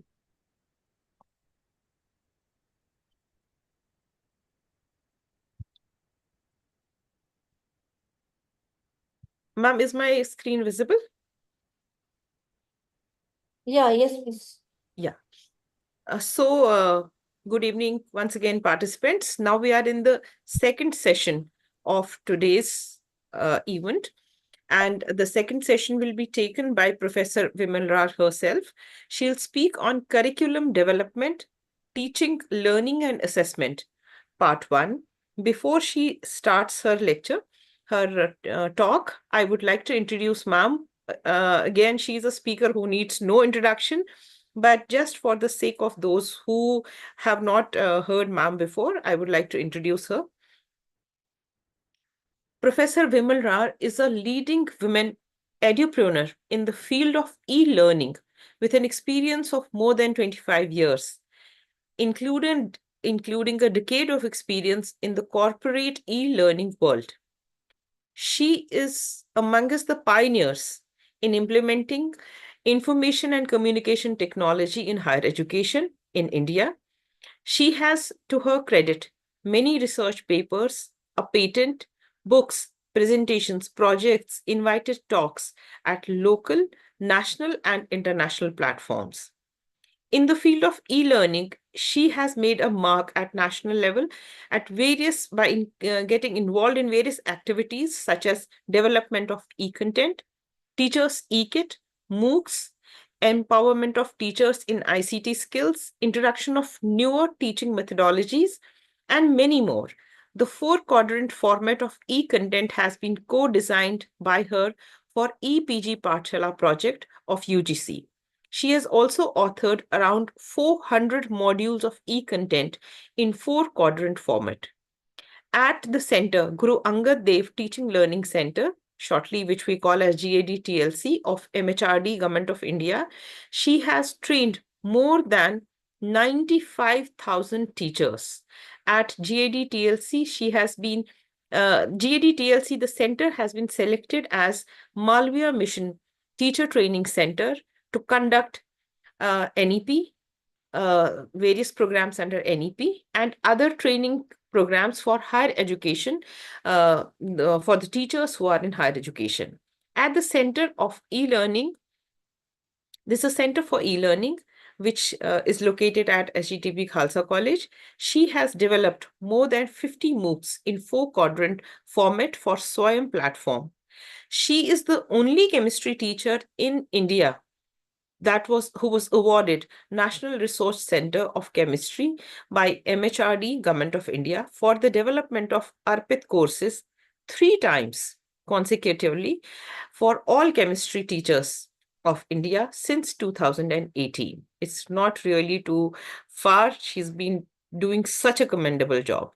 She's been contributing to policy making at national level in various committees like Online Course Regulations 2018 of UGC, E-Governance Committee, Technical Committee of National Academic Depository at UGC, and Expert Evaluation Committee for National Education Alliance in Technology, NEET, of AICTE. Another feather in her cap is that she is a member of the expert committee for capacity building of faculty members under Malviya Mission Teacher Training Program of UGC, which will make guidelines and monitor the functioning of 111 Malviya Mission Teacher Training Centers. Professor Vimal Rad has been conferred with various awards like INSA Best Teacher Award 2020, Edupreneur Award by Ministry of Education, Bahrain, Delhi Ratan Award, Edupreneur Innovation Award, and many more. The list goes on and on. I will not stand between you and ma'am. I request ma'am to take her session. And before ma'am, you start your session, I just missed out in the first session on 2 things. One is the date in which the quiz will be conducted. And 2, that, this slide, since I was taking too much time, so that is why I didn't talk about this one. 2 things we need to tell them: the date of quiz, and they can join this Telegram group for latest updates. That's all. Rest things I have covered. And of course, you will be repeating many things over and all again. And over to you, ma'am. I'll just stop. Good evening, everyone, and thank you, Babita. Even I could not listen the initial part, so hope you have covered the introduction about the center. Yeah, I covered everything. Okay, Yes. okay. Thank you so much. So my job you have made easier. And I will request that we have 2 collaborating institutions. I mentioned about Are there principals also joined around? that. I will just check. Just give me a Uh, minute. Professor Sushma Yadav from SRDA Girls College, Hathras, Uttar Pradesh, and Yes, she's there. Yeah. Dr. Adigal, principal from Bhaskar Vaman Thakur College of Science, Yashwant Keshav Patil College of Commerce. So we are having a collaboration. Sushma ma'am is there, but not the other principal. Acha, okay. So, good evening, everyone, and special welcome to both our collaborating institutions and their heads. Professor Bakshi, my dear colleague, Professor Babita, and all the other organizing committee members, and most importantly, all my dear colleagues who have joined as participants in this very important and flagship program of Government of India through UGC and Ministry of Education. So I personally, on my behalf, welcome Professor Sushma Yadav, who is the principal of SRDA Girls PG College, Hathras, Uttar Pradesh. And also, we are having another collaborating batch from these colleges collectively. Bhaskar Vaman Thakur College of Science, Yashwant Keshav Patil College of Commerce, Vidya Dayanand Patil College of Arts, and at Mumbai. So I welcome each one of you on behalf of UGC-MMTTC, that is the Malviya Mission Teacher Training Center. And already the details you have been apprised by Professor Babita. I'll just put my gratitude again to the core team, Professor Ved Prakash sir, Professor Bakshi sir, Professor Jaswinder, and we have our patron and blessings from Padma Bhushan Sardar Talojing Singh, who is the chairman of governing body, and along with Professor Gurmohinder Singh, who is the present principal of SCDB Khalsa College. I, Vimal Rar, I am taking this center further and conducting various programs in support with the entire team, and special thanks to the entire organizing team, starting from Professor Sarita Pasi, who is a great help to me from Zakir Hussain Delhi College, Professor Babita, Shweta Khilnani from my own college, Dr. Deepa Verma, Dr. Aarti Dupe, Dr. Barkha, and Anamika, who have these four have joined from the collaborating institutions. So welcome to each one of you. And this very particular Ma'am, one sec. Dr. Adigal has joined. Acha, He Dr. got disconnected. Yeah, he's Adigal there. also has joined. Yeah. So very briefly, let me take them further. So now these centers are all called as Malve Mission Teacher Training Center, the earlier UGC HRDCs as well as our. Now coming to this very particular program, let me apprise you that there are these 10 modules which will be covering in 8 days. And in 8 days, there will be 2 sessions each. So these are the 8 days, that is, you will have in this week, 4th, which is today, 4, 5, 6, 7 November. And then Friday, Saturday, Sunday will keep off. And then again 11, 12, 13th and 14th November. So that's how the schedule goes. The quizzes will be conducted on 17th November, which happens to be a Sunday. So anytime between 10 a.m. to 11 p.m. on 17th November, you will be given the link in the morning. You can attempt 2 quizzes, which will be based on these 10 modules. So what are the criteria? Let me make it very clear that attendance and participation is very important. So through Zoom, I can see some of you are logged in with your phone name, Vivo and Apple, and please rename yourself using 3 dots there. You can rename yourself. So either you join with your registered phone number or your email ID. And if you are using someone else, please rename yourself, because these are the only 3 parameters we'll be looking into to take your attendance on board. And the attendance will not be fully marked if you are not on with your videos. There can be some disturbances in between. So you can write a mail for that. But a pre-approval or some genuine case only will be considered. So 80% you have to be on video. Let me be very clear about this. My team will be taking random screenshot. So in between, I understand there can be some situations where you cannot go put your videos on, but then 80% will like you to be putting your videos on as per the UGC guidelines. And these 2 quizzes, both will be having 40 MCQs, which will be based on the modules. So the quiz 1 will be based on module 1 to 4 and 9. And the quiz 2 will be based on module 5 to 8 and 10. So this is compulsory with your videos on, and I request each of you to please comply with these. And we have not given certificates to many, those who are not able to meet these requirements. So you can quit and please write a mail so that the seats can be allocated to those who are on the waiting list. For every session, there will be a feedback.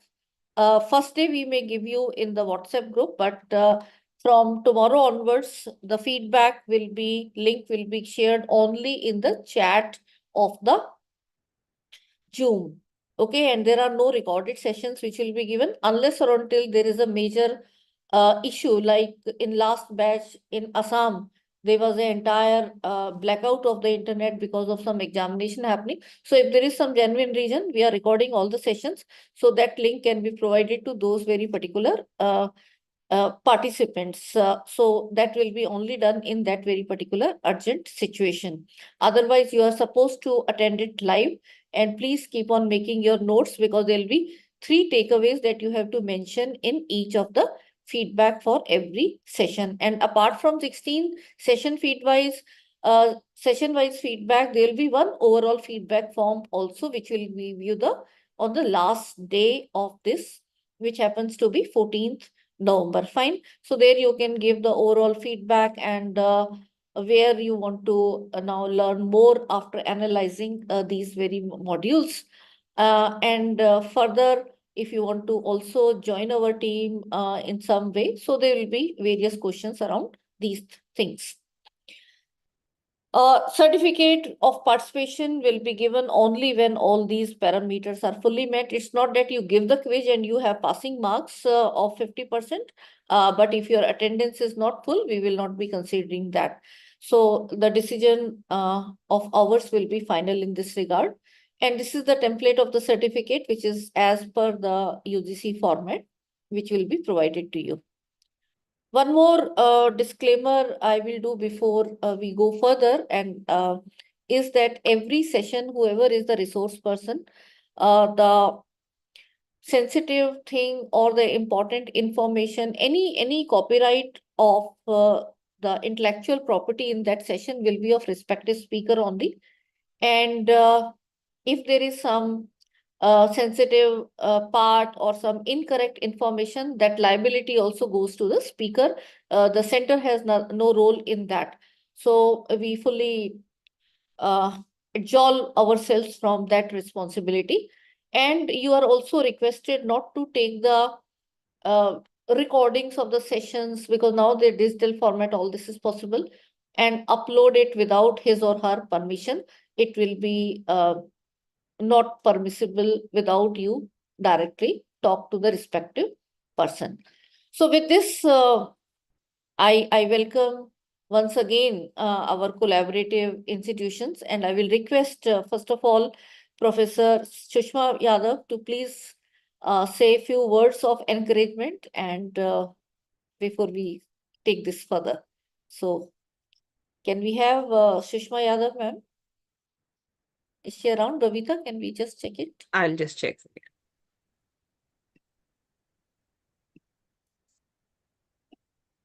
Yeah, she's there. Maybe she needs to unmute. I'll ask the team to unmute. I have made the provision. We can try, ma'am.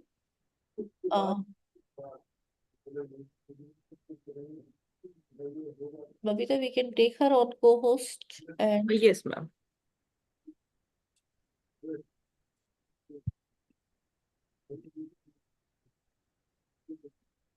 अंकित श्रुतिका कौन है आज? Yeah, Himanshi, she is doing. I've just... Yes, ma'am, Ankit.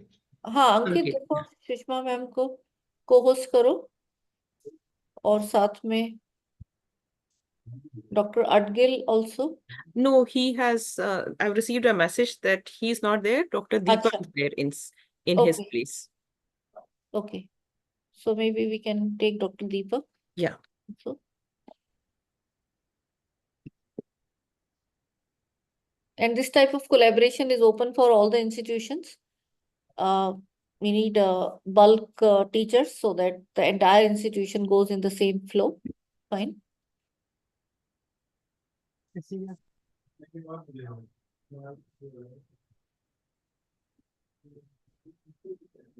Ma'am, please try to unmute yourself. Ma'am, shall I speak, ma'am? Yes, please. Yeah.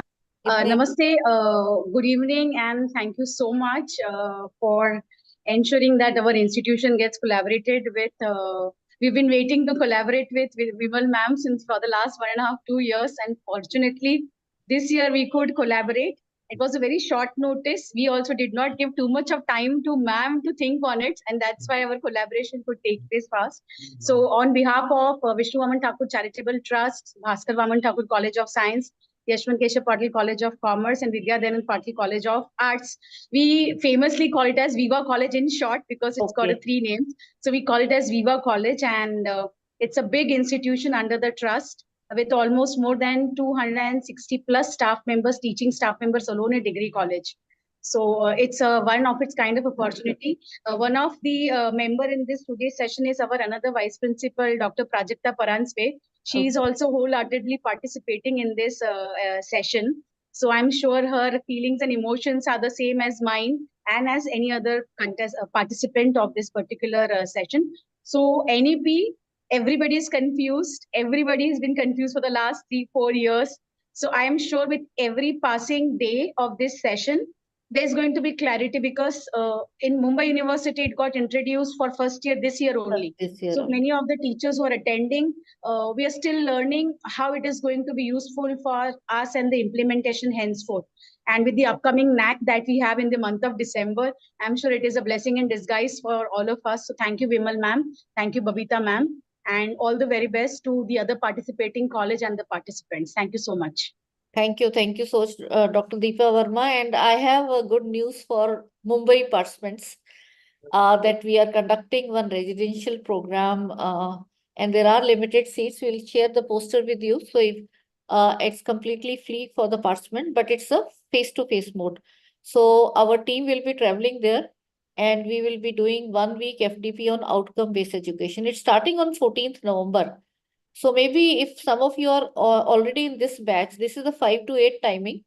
So maybe we can look for the provision where this overlap part, we can give you the videos for that very particular day on the Saturday. Okay. So that can be covered up. And if you can cope up, then you can register. So Ankit, I request my technical team to share the Mumbai poster to this very particular batch because यहाँ पे मुंबई के कुछ teachers ज़्यादा हैं, especially after interacting with Deepa. So maybe you can use that opportunity but being face to face, there are only 50 seats. I think 35 registrations we have already done. So if you can hurry up, you can avail that offer. And definitely let's see if we can meet that. So we are also now collaborating with various institutions for the face-to-face program. And now coming back, what about Babita, the other Yeah, college? I'm trying, Dr. Sushma Yadav. She's there, but probably not able to unmute.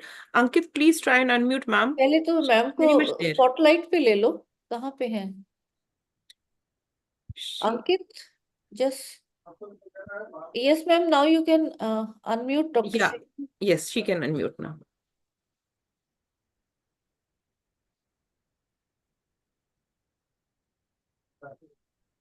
Your video is not visible, Dr. Shishma.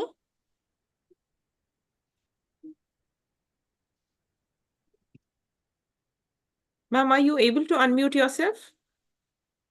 I think there's some problem in her device only. Could be. Now so she's co-host as well. Yes, yes, she's there. She's there. Yeah, now the video is very Yeah. clear. Good evening and welcome, ma'am. So please over to you for some words. Ma'am, please unmute yourself.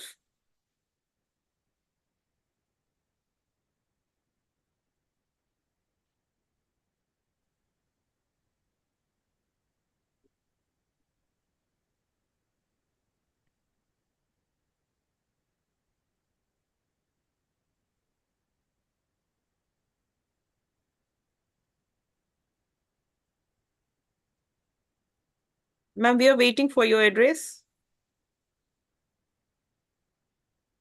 Yeah, now you are on unmute, ma'am. Hello. Try speaking out. Hello Yes, you are audible, please. Yeah. हाँ नमस्कार Namaskar. मैं professor Sushma Yadav specially मैं doctor professor Bimal Rai in charge of MMTTC collaboration जो कर रहे हैं UGC के उनको मैं दिल से धन्यवाद देना चाहती हूँ क्योंकि उन्होंने एक बार मैंने कॉल किया और वो हमारे हिसाब से डेट दे दिया उन्होंने प्रोफेसर या डॉक्टर जो भी हैं बबीता जी को भी मैं धन्यवाद देना चाहती हूँ कि आपने हमारे हिसाब से आपने टाइम दिया और हमारे टीचर्स को आपने ट्रेनिंग देने के लिए आप हमारे हिसाब से डेट तैयार कर लिए इसलिए आपको बहुत बहुत धन्यवाद और मैं यहाँ समझती हूँ ऐसा जानती हूँ कि जो भी हमें नॉलेज मिलेगा हमारे यहाँ के सभी लोगों को वो बहुत ही अच्छी क्वालिटी के नॉलेज मिलेंगे और वो हमारे लिए जरूरी बेनिफिशियल होगा नई शिक्षा नीति के संदर्भ में 2020 से 2024 तक बहुत सारी परेशानियां आई चैलेंजेस आए और उस चैलेंजेस में क्या क्या हम लोगों ने उसमें देखा क्या परेशानियां हैं वो सब हमें यहाँ पर देखने को हमें मिलेगा और हम समझते हैं कि उन समस्याओं का भी समाधान इसमें अवश्य हम प्राप्त कर पाएंगे तो धन्यवाद आप सभी का।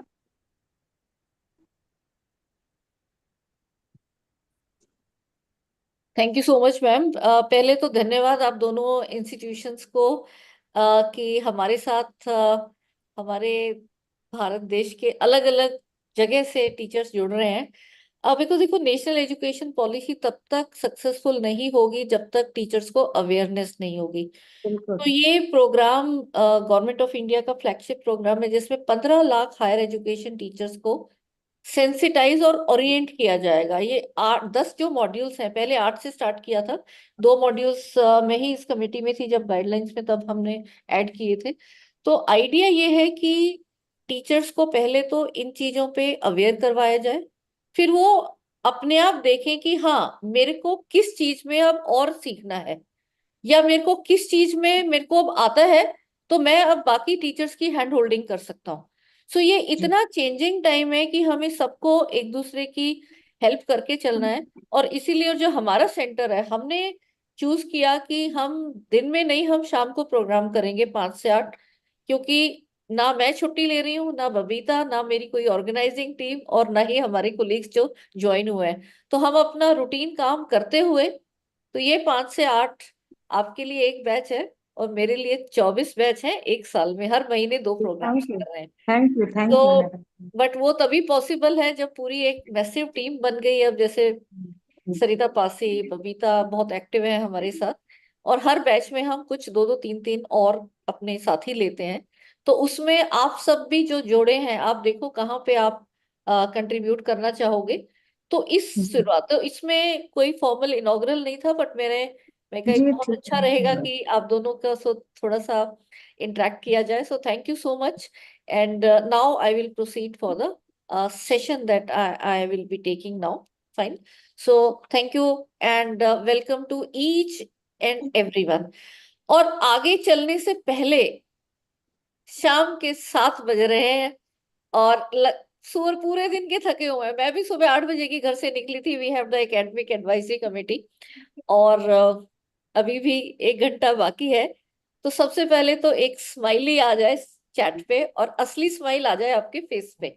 जो लर्निंग एनवायरनमेंट पहले तो हंसी खुशी का रहना चाहिए, अगर वो स्ट्रेस वाला होता है ना, तो लर्निंग वैसे ही आधी हो जाती है। So this is my request to all of you, my colleagues, that yes, when you go into your classroom, we should be keeping this smile on our face and ensuring the same with our students. So I will start my delivery with this word. I hope my screen is visible, Babita.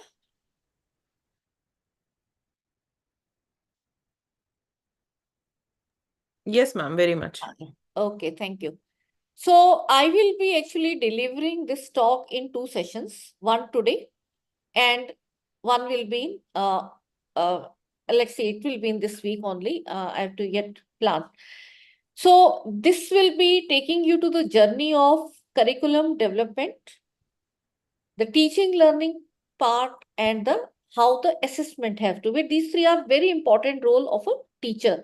So what you will see in a national education policy, the different flavors you have, which will be taken in detail by other resource persons, how they will be now integrated and implemented in our classrooms.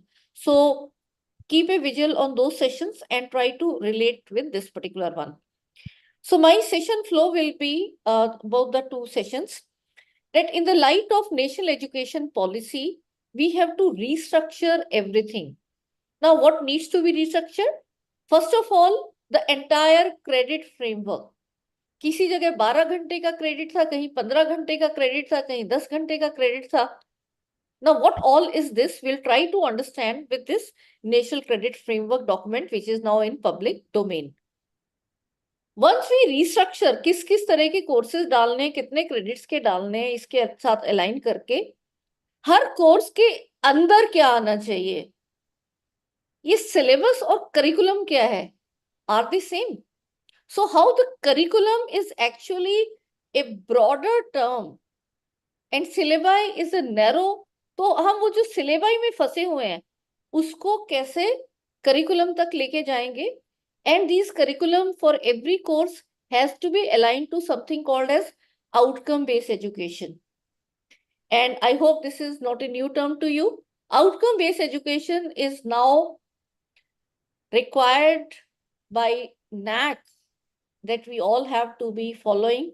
We have to do the COPO mapping and all. So very briefly, I will touch upon, and as I mentioned, the 1 week Mumbai FDP we are doing in collaboration with Somaya University is we will be going into the detail of only outcome-based education. Coming to the next thing, कि curriculum आ गया हमारे हाथ में या syllabus आया, but then what all teaching learning methodologies we can adopt so that in whatever circumstances we may be not able to have a foolproof curriculum, we may not be having a full structure as it is being envisioned because हर जगह अलग-अलग committees होंगी. Unless or until everyone understand, the correct direction will not be taken. So whatever we have in our hand, can we do better justice to our students? So how the teaching learning methodologies can be made learner-centric? They need to be ICT empowered and we talk about blended learning. So यहाँ तक मैं एक flipped classroom model I will be introducing. The details of ICT will be covering in 3 modules. The learner-centric part also will be taken by Professor Bakshi in one of the session.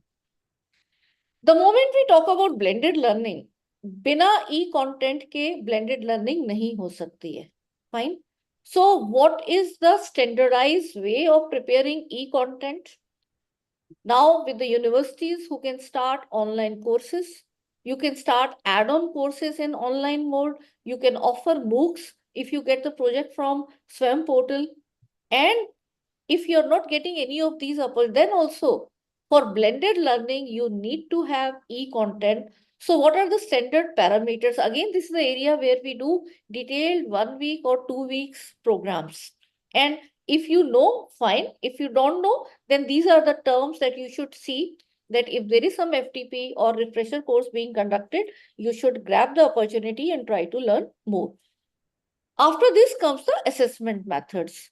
In the changing times, when you are not having the same type of theoretical courses, you are now having skill courses, value-added courses.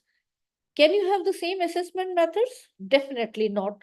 So how the NEP is talking about the entire revamping of the assessment, that they have to be scientific, they have to be technology empowered. So this part I'll be taking in detail in the next session.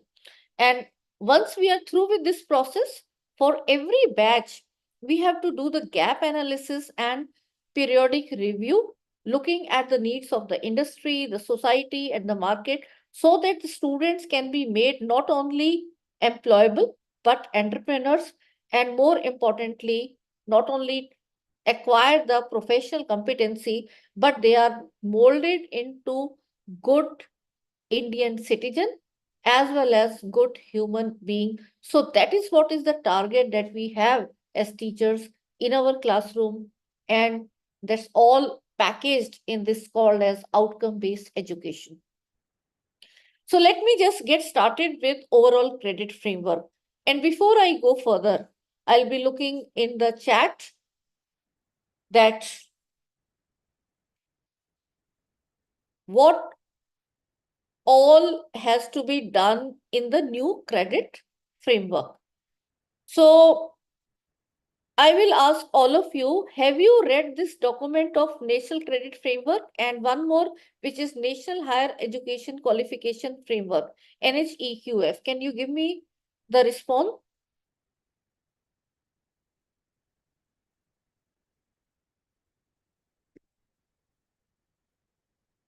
Yes, I'm looking at your response.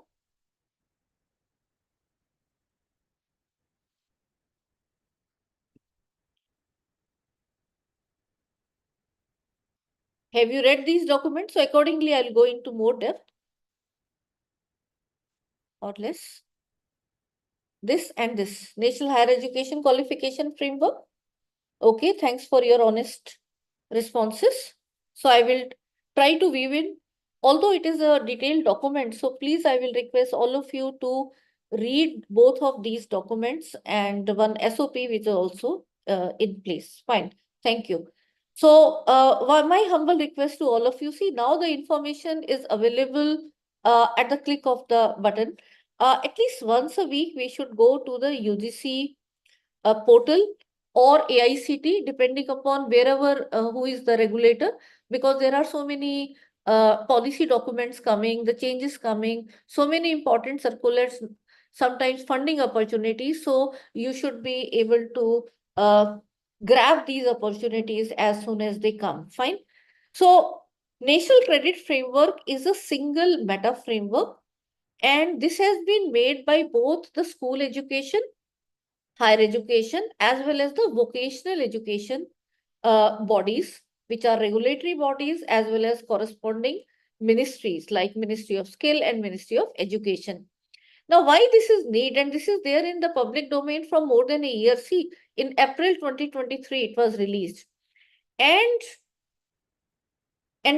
so Dr. Ajay, if you're not coming into the subject of law, then also see, it will be valid for everyone, whether it is directly being implemented or anywhere, any teaching learning, you will see there will be more focus on the qualitative improvement. Fine.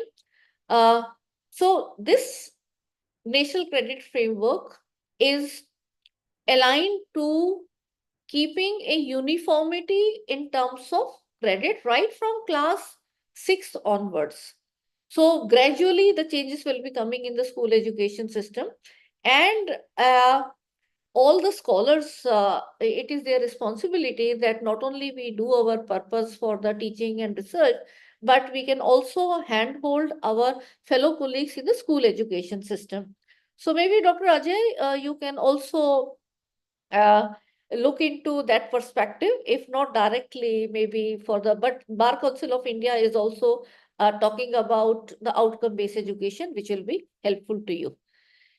National Higher Education Qualification Framework document is a subset of this.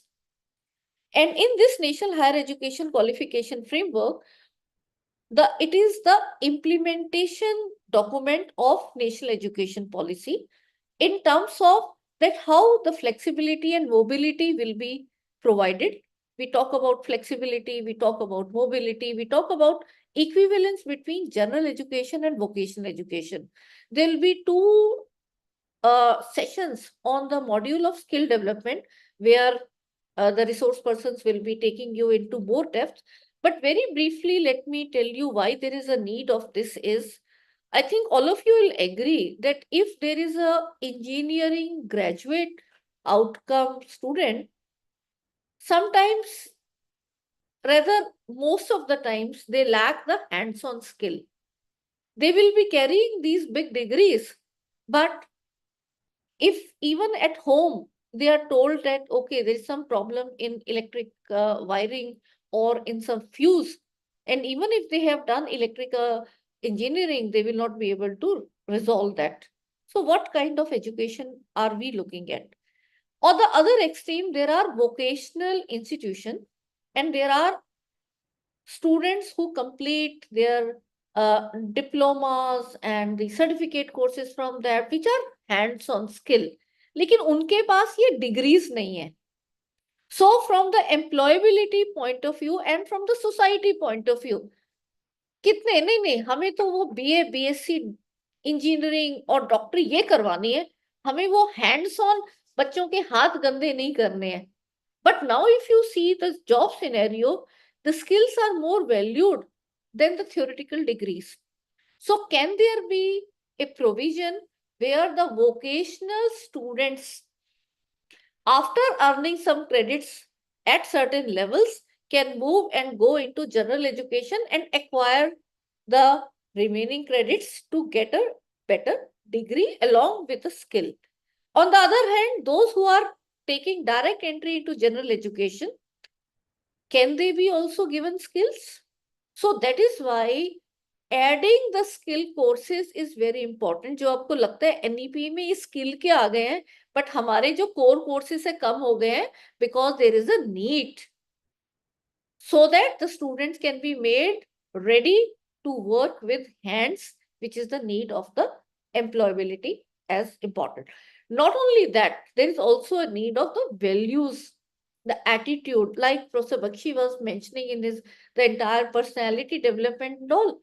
These are very important other skills and traits which are required by the graduates who are going out from the higher education for their employability factor. So all that will be possible, and gradually we are moving where any student from vocational education can move into general education and vice versa. Maybe for 1 semester or 2 semester they go there, work, they come back. So, but then in order to achieve that, the credit has to be uniformly implemented. So let us try to learn more about how it can be done, whether we want to go into broad-based, multidisciplinary holistic education, what all subject combination we have to be adding, then we need to be very imaginative and need-based curricular structures have to be evolved. Please remove the preconceived notion that we have कि जो हम पढ़ के आए हैं combination of physics with chemistry and maths या physics, chemistry, biology या economics plus commerce सिर्फ वही combination अच्छे हैं. No, they can be any number of combination, and that's why the options and flexibility have to be given to the student, because we have to cater to the entire needs of the society. Not सबको teacher नहीं बनाना है हमारी तरह. Many times as teaching community, we look at that what we have taken the path to be professionally proficient.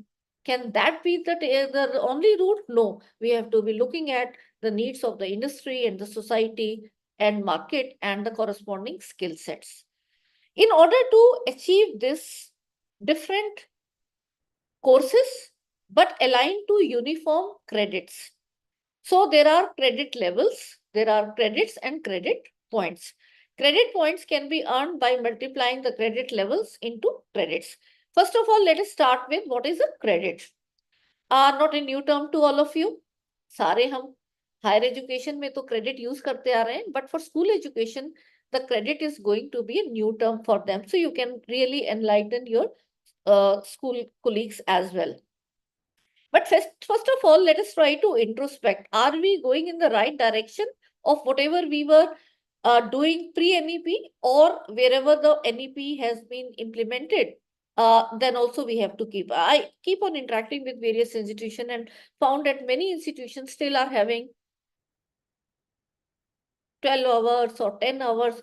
How much do you think a credit should be there in terms of बच्चे को कितना learn करना चाहिए कि उसको एक credit? ये तो नहीं बोल सकते पूरे साल लर्न करता रहे 10 पेपर्स ले ले और तेरे को हम सिर्फ एक क्रेडिट देंगे.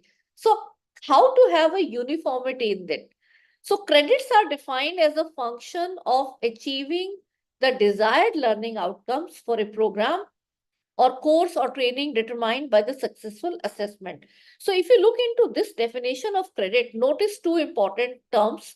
One is the learning outcomes and other is the successful assessment, and they go hand in hand. आप नाम के लिए learning outcomes लिख के और assessment उसको नहीं कर रहे हो, so they are of no use. And that's why the entire thing of COPO mappings is aligned to this, and this is the basis of that all the earning of credit should be aligned to the outcome-based education, which I'll talk in more detail as I go further. Another definition given in this NCRF document is that credit is a recognition that a learner has completed a prior course of learning corresponding to a qualification at a given level.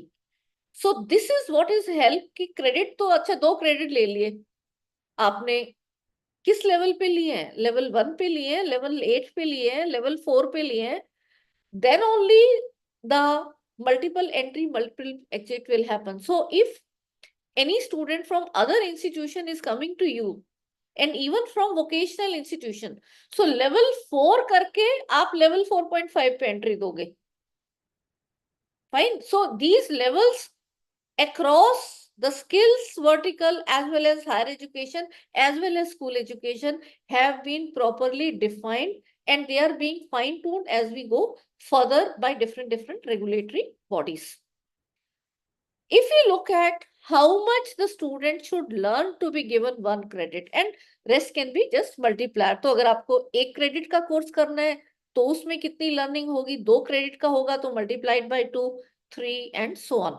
So 1 credit is defined as 30 notional learning hours. Now, is it mapping with what all of you are having right now? Can I see some responses? Yes and no? I hope all of you are there. Yes. In the chat. Because attendance तो automatic आ जाएगी. So yes, it is already aligned. So how much you are giving? 30 hours in the class?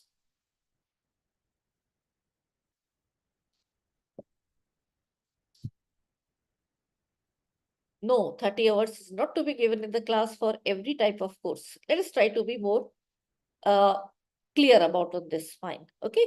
Let us reiterate. Maybe all of you are doing, but then we have to be clear why it is aligning to this. So if we have a theory course, fine. And in every semester, we have 15 weeks. Every week, if we put 1 hour class, so the class should be 1 hour. It should not be 50 minutes. It should not be 70 minutes and so on.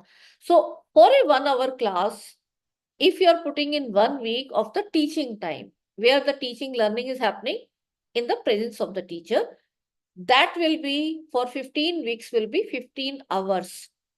So 15 hours are being spent between the teacher and the student where new concept, new learning is happening. And so 15 hours learning is taken care here. But then how it will match to the 30 hours? Because for a theory paper, it also involves self-learning, fine? So now the trick comes.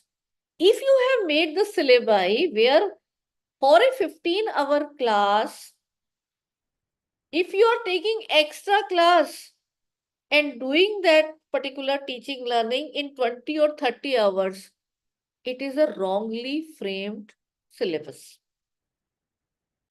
No shall need, it will not depend. You have to now restructure the curriculum so that it fits into this, irrespective of any subject. If you are just taking 5 hours and then everything is completing, then also it is not justified. So for 1 hour of a theory course, 15 hours inside the class and 15 hours on an average outside the class by the learner in self-learning mode. So if your student is requiring double, triple time, your curriculum is not proper as per the credit requirement.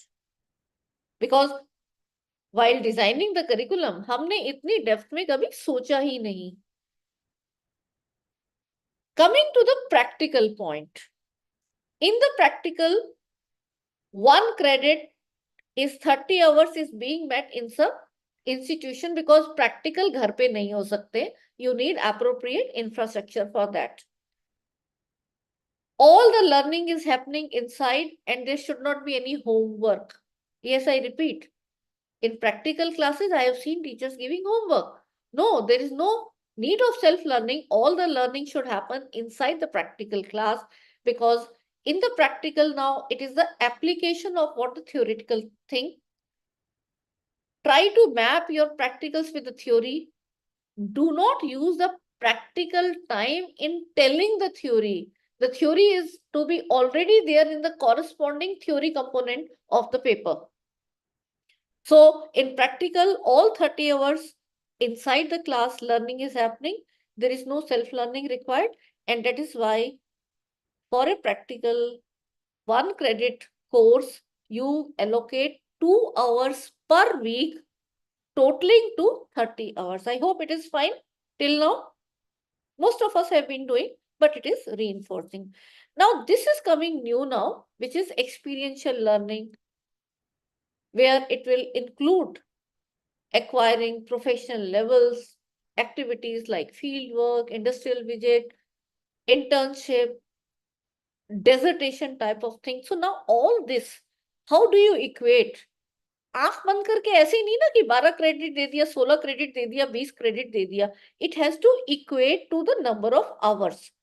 Now here it is even a diluted form of learning from the learner point of view as compared to the practical. Practical में वो खुद कर रहा है. But in this, there is more time also in observing. Fine. So that is why in order to have 30 notional learning hours, here 45 hours of that activity has to be done. So I will take it rather than 40 to 45, I'll put it 45. And when you sign MOAs with any industry for internship or field visit, and if you want to equate it in a 1 credit or a 2 credit paper, you can have different field visits compiling to be equivalent to a 1 credit paper. Why not? You have to be thinking out of the box and ensuring that all these components, they get integrated as you move further with implementation of NEP.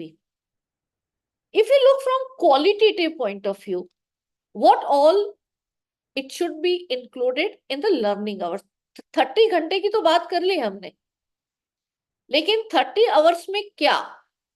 So not only the curricular, but also the co-curricular and extracurricular activities जो हमारी class के बाहर रहती थी. You recall your school days. SUPW type of classes जो हमें अच्छा लगता था, but हमें कभी marks नहीं मिले उसके. We were never given credits. And now look at, they can be full-fledged industry around those activities, isn't it? Whether it is cookery, whether it is making something with hand. So all that along with the dance, drama, music can lead to proper professions. And all these need to be given proper weightage in the credits.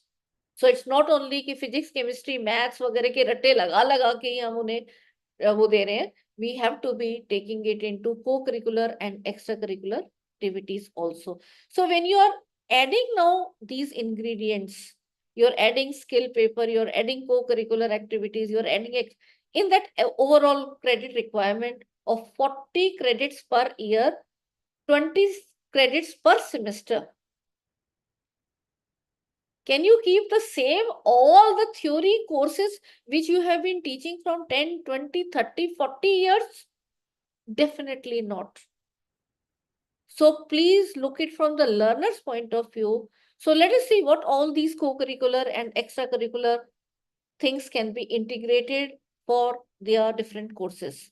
So apart from the routine things, experiential learning, debate, discussion, essay writing, recitation, story writing, celebration of festivals, music performance, drama, self-defense classes, value education classes, career counseling, events, competitions like hackathon, Olympiad, sports, games, physical activity, yoga, life skill-based education, employment skills, moral, etiquettes, constitutional values, environmental sensitivity, social or community work, teaching in NGOs, environment-related activities, gender sensitization activities, NCC, Shramdan, vocational education, training, skilling, minor or major project work, field visits, industry attachments, and internship is now coming to center stage with the Apprenticeship Act also coming to us very soon. You already must have heard the news about the last month where now the industries will be offering the internship and payment of 5,000 per month given to the students. So we all have to be looking into what are the opportunities and how they can be aligned with our institutional requirement, the different programs, and the students can be offered these. And even the credit can be earned from programs which are online, like on SWAM platform. So why all this integration? Because only academic access is not going to work. Academic access, which is governed by National Higher Education Qualification Framework, different levels. So right from class 6 to class 8, 10th, 12th, UG level, PG level till PhD, the levels are properly defined. Fine. Now you have to keep these levels, but apart from these theoretical and the practical components in this, you have to add the skill courses. There can be two types of skill courses. One, skill courses which are directly coming from National Skill Qualification Framework, NSQF levels.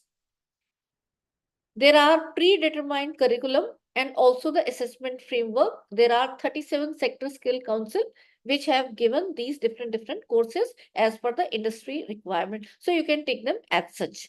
But apart from that, you can also introspect that what additional skill courses I can offer looking at your nearby industry needs and your programs. So like for a biology students, if you can see what are the requirements in a pathology lab, like for a chemistry students, what are the requirements in cosmetic chemistry? What are the requirements for a pharmaceutical industry? So you can come out with these type of skill courses also. Like Delhi University has already added many skill courses which you can refer to.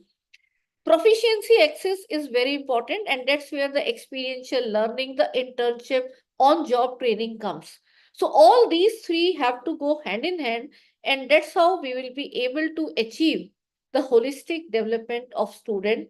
And in order to do that, you cannot keep the same curriculum जो हम पहले से चलते हैं. My emphasis will be again and again, because when I interact with students, तो सब कुछ ठीक है, but ये NEP में बहुत overburdening syllabi है. You also try to interact with your student. I'm sure you'll also be getting the same type of response. And we are the culprits. कहीं पे भी NEP के document में नहीं लिखा कि आप उसमें भर भर के अपने ये भी टॉपिक डालना है, ये भी डालना है, ये भी डालना है, क्योंकि मेरी बुक लिखी हुई है तो उसका सारा कुछ आना चाहिए. So please think it is, yes, Dr. Neeru, it is really overloading, and we have to be making it easy so there is a space for activities for that learning which can be done. कम पढ़ाओ लेकिन अच्छा पढ़ाओ, so that the entire lifelong learning they can do on their own. So we will now move more into how it can be achieved. So what this NHEQF is talking about is competency-based education and training and outcome-based learning, which is popularly called as outcome-based education, where it is not only the emphasis on knowledge, सिर्फ knowledge से काम नहीं है. Knowledge तो आजकल आज आप AI tools हैं, Google search and so many tools are there. With just one click, you can get the knowledge information, but then without skills, which requires training, more hands-on experience, you will not be suitable for any employment. And even if you have skills and if you have knowledge, the attitude, the values, the abilities, if they are not there, it is of no use. So we have to be looking into that, and that's how we have to prepare the curriculum for our students. In order to prepare the curriculum, this slide and the next slide are going to be very important. And I have taken these points from the National Higher Education Qualification Framework document only. Fine, you can take a picture of this and the next. So this is a slide which will tell you when you design the learning outcomes for any course around a subject specific requirements and interdisciplinary learning areas. अभी interdisciplinary पे आप ज़्यादा जा नहीं पाए हैं, but even if you look at from the subject specific, and as we move further to the real life situation, interdisciplinary will automatically come. So what is already prevalent is these 2 points: comprehensive knowledge, content, coherent understanding and all. But then the practical part also going hand in hand. So when you design any, you have a theory course, you have the practical, if it is possible. Many times it is not possible, so you can remove that. But what needs to be added is in these old courses is the skills in areas related to specialization. So when you are making any practical or the theoretical, can you see that what are the skills? Can there be new practicals and the old ones be removed?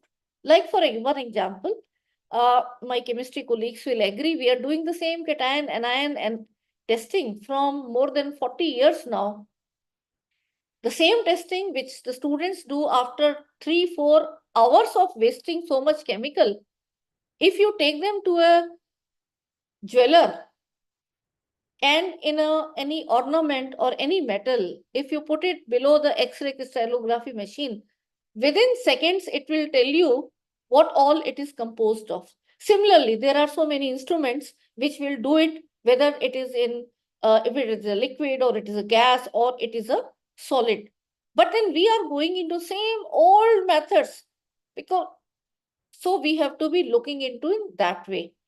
Other thing is, if I am a biology teacher and my students can go into pathology lab, can I also add some values like labeling properly?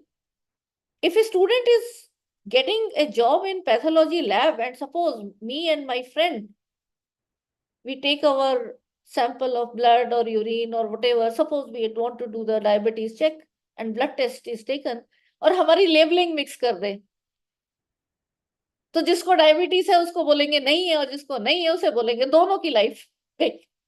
So can we not nurture these type of very important values in our labs? Environment की हम बात करते हैं, लेकिन वही बच्चे हमारी class के अंदर जो थ्रो करके जाते हैं, इंस्टीट्यूशन में जहां बैठे होंगे डस्टबिन पास रखा है लेकिन उसके बाहर कचरा डालेंगे. Now what type of values are we talking about? Can we not integrate these in every course is something that we have to look for. Capacity to extrapolate from what has been learned, translate the concept to real life situation and apply acquired competencies in new or unfamiliar contexts. This is missing to a great extent. हम theory, उसकी topic, उसकी definition, उसका पूरी की पूरी derivation, उनके ऊपर इतना focus देते हैं, but where they are applied in real life is very minimal. So I think we have to be changing the way we are treating these topics and subtopics in the so-called syllabi also by taking it to the real life application. Other very important part which is missing badly in most, rather 99% of the classes. कोई अपने आप ही teacher कुछ कर रहे होंगे, there are no doubt peaks of excellence, but it is not uniformly present across the country in all the classrooms. And that's why the hue and cry, the NEP is talking about quality kaise leke jaye. And it is not the first time we are talking about. In the earlier policy also, we have been talking about there's a quality in education which needs to be improved. And quality will always keep on having a challenge, because in the changing times, the dynamics of the society, it changes. The quality parameters keep on improving. They keep on changing. So in this technology world, if we are not imbibing the digital and technological skills in our students, we are not doing justice. Complex problem solving, critical thinking, creativity, communication skills, analytical reasoning, research related, say coordinating with others, leadership readiness, learning how to learn, how to unlearn, how to relearn, multicultural competence, value inculcation, autonomy, accountability, responsibility, environmental awareness, community engagement, and empathy.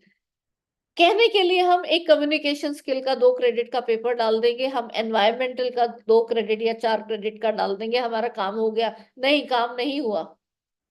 In every course, whether you are teaching physics or chemistry or biology or geography or history or economics or commerce, anything you name, it is our responsibility to integrate all these generic learning outcomes. They are not specific to any subject. आप एक creativity का एक credit course डाल के, it will not be a justice. But how this can be nurtured in each and every classroom, I will tell you there are ways where the activities can be introduced. So these 2 slides are very important guiding tool to all of us when we frame any curriculum. This one and this one. ये हमें अपने बिल्कुल mind में रखनी है. तो अगर आपके करिकुलम में कुछ ऐसा नहीं है, तो आपको वो भी मैं तरीका बताऊंगी कि एग्जिस्टिंग उसमें भी आप you can add these provisions, fine, which I am doing. I am also a teacher like you, in spite of the challenges of the syllabi and all that we are having. So now with this background, let me take you to the curriculum and courses which have to be aligned to outcome-based education. What do we mean by curriculum? Curriculum is derived from the Latin verb currere, which means to run or to proceed. So currere refers to the course of deeds and experiences, not just rote learning. Experiences through which children grow to become mature adults. And it is a continuous thing. कितनों ने यहाँ सोचा है कभी map करो class 11-12 के syllabus को first year और सेकेंड ईयर यूजी से? I think you will agree around 50 to 60% there is a overlap. Dr. Neeru, you will agree, तो क्या हम उन चीजों को भी तो हटा सकते हैं? नहीं हटा सकते हैं. If the syllabus is too much, which is problematic, why to have the overlap? कई बार टीचर्स बोलते हैं नहीं नहीं नहीं नहीं, these are very important. School में अच्छी तरह नहीं पढ़ाएगा तो आप 11-12 क्यों पढ़ाते हो? ABCD से स्टार्ट करो ना. It has to be, there are something called as prerequisites, so the students can be given remedial and additional video resources or some one-to-one contact. You cannot keep on lingering the same syllabi. And that is one of the major issue which is there. We are not able to modify it. Other thing is, in order to design the curriculum, you have to keep these 4 things in mind. अगर आपको एक assignment आता है कि yes, आप नेपाल के एक ये स्कूल का curriculum बनाओ. Why not? किसी भी country का curriculum बनाना है, तो आप क्या देखोगे? So for our country, educational purpose कहाँ से derive होगा? I'll talk to you. We will derive it from the constitution of our country. In order to achieve all those, because you have to make, we are in such a noble profession where we are building all the parts of our society. सारे engineer बना के काम नहीं चलेगा, सारे doctor बना के भी काम नहीं चलेगा. Whatever are the needs of the society in this ever-changing world, we have to develop those in our classrooms. What educational experience you will give in forms of different curriculums? How the organization of those educational experience in the form of the teaching learning pedagogies, and then determination of attainment of purpose in form of assessments. So curriculum is not simply syllabi. It starts from the ambition of our country and it takes into different courses, programs for the entire society. हर बच्चे को सारा नहीं कर सकते. Different inclination are there, and then we have to be nurturing, and then till assessment we have to ensure that yes, we have been able to do so. So in order to derive the educational purpose, the constitution, and I will take you back to article 51. जो लोग बोलते हैं कि outcome based education और ये national education policy कुछ पता नहीं कहाँ पे जा रही है, क्या है. It is reiterating our article 51A in terms of qualitative improvement, and I will just take you to those जो शायद हमने पहले रट्टे लगाए होंगे. It shall be the duty of every citizen of our country to abide by the constitution, respects its ideals and institution, national flag, national anthem. अब आप देखो इनमें से कौन सी चीज आपको सारी चीजें इंटीग्रेट करनी है, हर जगह नहीं, कहीं कहीं. And cherish and follow the noble ideals who inspired our national struggle for freedom. So जब हम हिस्ट्री के कोर्स बनाते हैं तो यहाँ से आइडिया मिलेगा. Uphold and protect the sovereignty, unity and integrity of India. How do you really do that? You have to again look at to defend the country, render national service. तो जब हमारी NSS और NCC के होते हैं, so we should not undermine कि नहीं मैं केमिस्ट्री पढ़ा रही हूँ तो वो important है, NSS no, they are equally and more important. Promote harmony and spirit of common brotherhood. amongst the people of India. It has to be nurtured in your classroom. Value and preserve the rich heritage of our composite culture. हम multicultural competence की बात करते हैं. But then are we really telling the students to appreciate others' religion and the cultural heritage they all carry? Protect and improve the natural environment, including forests, lakes, rivers, wildlife, to have compassion for her. तो जब हमारा environmental studies का compulsory paper आया after Supreme Court ruling, I think we did not notice this Article 51A has to be implemented in true and right spirit. Develop the scientific temper not only in science students. आज जो आप Google search करके देखो, accidents due to hydrogen gas in balloons, you'll find plenty example. हमने hydrogen gas कैसे generate होती है उसकी इक्वेशन का तो रट्टा लगा दिया क्लास 9th में. आप सबने लगाया होगा, even if you are not a science teacher now. लेकिन वो कहाँ अप्लाई होता है और उससे क्या एक्सीडेंट हो सकते हैं वो हमने नहीं बताया. और अभी आई थिंक कल की बात है, कहाँ पे वो एक मंदिर में इवेंट चल रहा था and there was crackers, and we have somewhere not able to prepare our society towards the safety and the other elements which are required.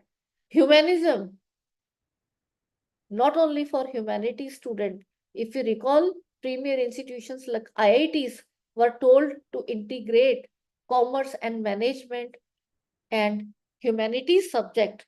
हमें वो machines नहीं बनाने हैं engineers को या doctor, though they have to have that humane angle. If they are constructing any bridge, what is happening to the 4-5 villages they are going to relocate to make that bridge? They have to understand that also. So all these are required, and that's why we say multidisciplinary approach. हमने तो institution ऐसी बना दिए हैं कि one institution which is only for child, one institution only for foreign language, one institution only for forensic science, as if it has nothing to do with the other subjects. So that's why gradually, if you look in national education policy, each institution should be having all subject faculties so that the interdisciplinary, multidisciplinary approach can be nurtured.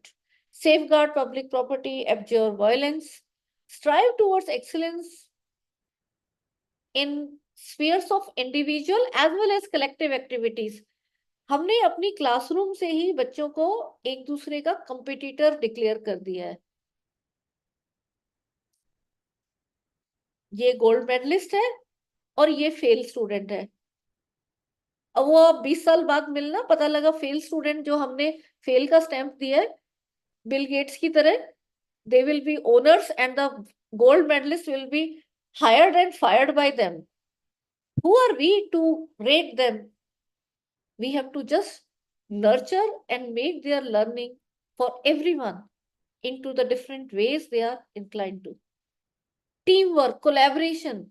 So all these ingredients जो मैंने generic learning outcomes में बोले थे, जिसको हम outcome based education में package कर रहे हैं, these are not only in our constitution, these are the global requirements which are packaged in the form of outcome based education. My exposure to outcome based education, when I was in some committees at AICT to make the studios, in January 2021, a circular came from ministry that books have to be rewritten and made new, because there were only 7 or 8 books at that time, not like NCERT where massive books are there. That regional languages books are required, because then and only then the students will be able to pursue engineering in the regional or the vernacular language, which is very important. Because when the students are not given learning in the same native language or their mother tongue, पहले तो वो अपने mind में translate कर रहे होते हैं और फिर वो समझेंगे.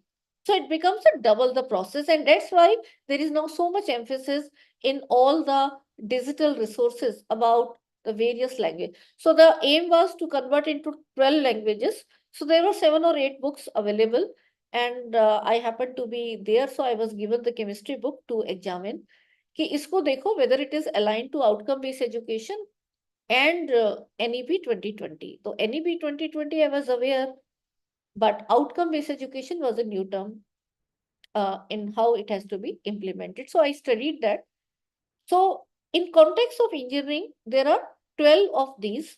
First time, let me tell you, AICT was the first regulator who implemented the outcome-based education when National Board of Accreditation, I hope you are aware. If not, NBA is the body, just like NAC is for UGC, NBA is for the AICT, for the technical courses. It does accreditation in our country.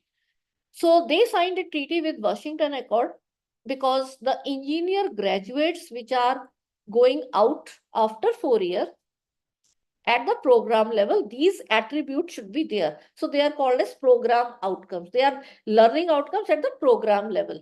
4 saal BTech ke baad, these they should be trained. But when the books were examined, when the syllabus was analyzed, कहीं पे भी ethics कैसे introduce करेंगे?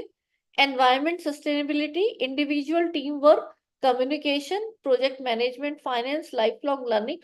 From 4 to 12, they were missing to a great extent. The more focus was on PO 1, 2, 3, which are more discipline-specific learning outcomes. So, there are graduate attributes given by your regulators, which are combination of the subject-specific plus the generic learning outcomes. मिला के इनके program outcomes बनते हैं. So when we analyzed, we found that these are missing to a great extent. And I designed a template that it can be improved upon. And then the 2-member committee, which we now have, at that time it was 3-member committee, Professor Dahia, former IIT Delhi director, Professor Punia, the then vice chairman of AICT, and myself. We 3-member committee, we started telling authors that this is the template now you have to use to make. And now it's the 3rd year, I'm happy to share. We are through with the 2-year books, all the courses, and their translation into 12 regional languages. And many institutions have started offering engineering courses in the regional language also. तो यहाँ पे क्या चीजें missing थी? हमारा जो एक तो करिकुलम नाम की चीज नहीं है. We are only syllabus oriented. And syllabus में नाम के लिए हम लर्निंग आउटकम्स डाल देते हैं, चिपका देते हैं, जो हमें पता भी नहीं है हम कैसे देखें, and how to test them. तो these are missing to a great extent. अब उनको जब टेस्ट करेंगे, जब तक आप कोई एक्टिविटी नहीं करोगे, you can not test. How do you test ethics to be introduce in a engineering student? Ethics का एक लेक्चर तो नहीं डालोगे, एथिक्स का एक पेपर तो नहीं डालोगे, but then case studies. So we gave ideas which I'll also be sharing with you in next presentation, that how it can be done.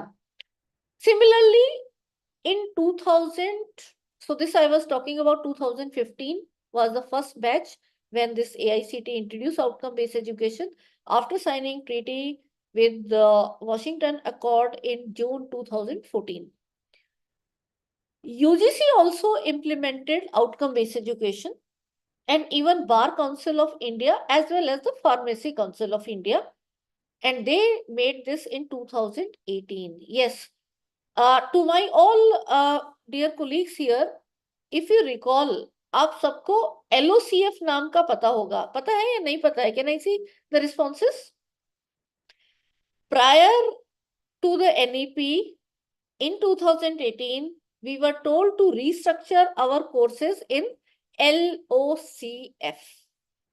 लेकिन उस समय इतनी मैसिव ट्रेनिंग्स नहीं हुई थी, and we were not aware about outcome based education, which now has been integrated in these orientation program. And now you go back to that 2018 document of UGC, go and search that after my session and read that. It has these graduate attributes, that after the completion of 3 years graduation, the student should be prepared not only in discipline knowledge, but all these. ये क्या है? They are generic learning outcomes, जिसमें कोई subject नहीं है, हर subject के through आप कर सकते हो. सो किसी कोर्स में इनमें से 3-4 लो, किसी में दूसरे वाले लो. So overall, after 3 or 4 years, now 4 years in NEP, the student should be able to be prepared in all of these. And when you do the COPO mapping analysis, अगर आपको लगता है कहीं पे रह गया है कुछ, तो you have to add an activity which will ensure some part of that to be prepared, and the students have to be taken to lifelong learning. Similarly, my pharmacy colleagues, look at pharmacy knowledge is just one. And what are others? हम क्या ethics की बात करते हैं? अगर corona का example देके एक 80 रुपए की मेडिसिन अगर हमने 80,000 रुपए बेचे में इंजेक्शन बेचा है पढ़े लिखे होकर, what type of education is that? मतलब जब वो नीड है सोसाइटी की, उस समय असली चेहरा नजर आता है. So we had good part of the society, but we also had ugly part of the society reflected in that very hard time for all of us. We should prepare for better times ahead. और ये सारा करने के लिए syllabus should be light but modern. कौन करेगा?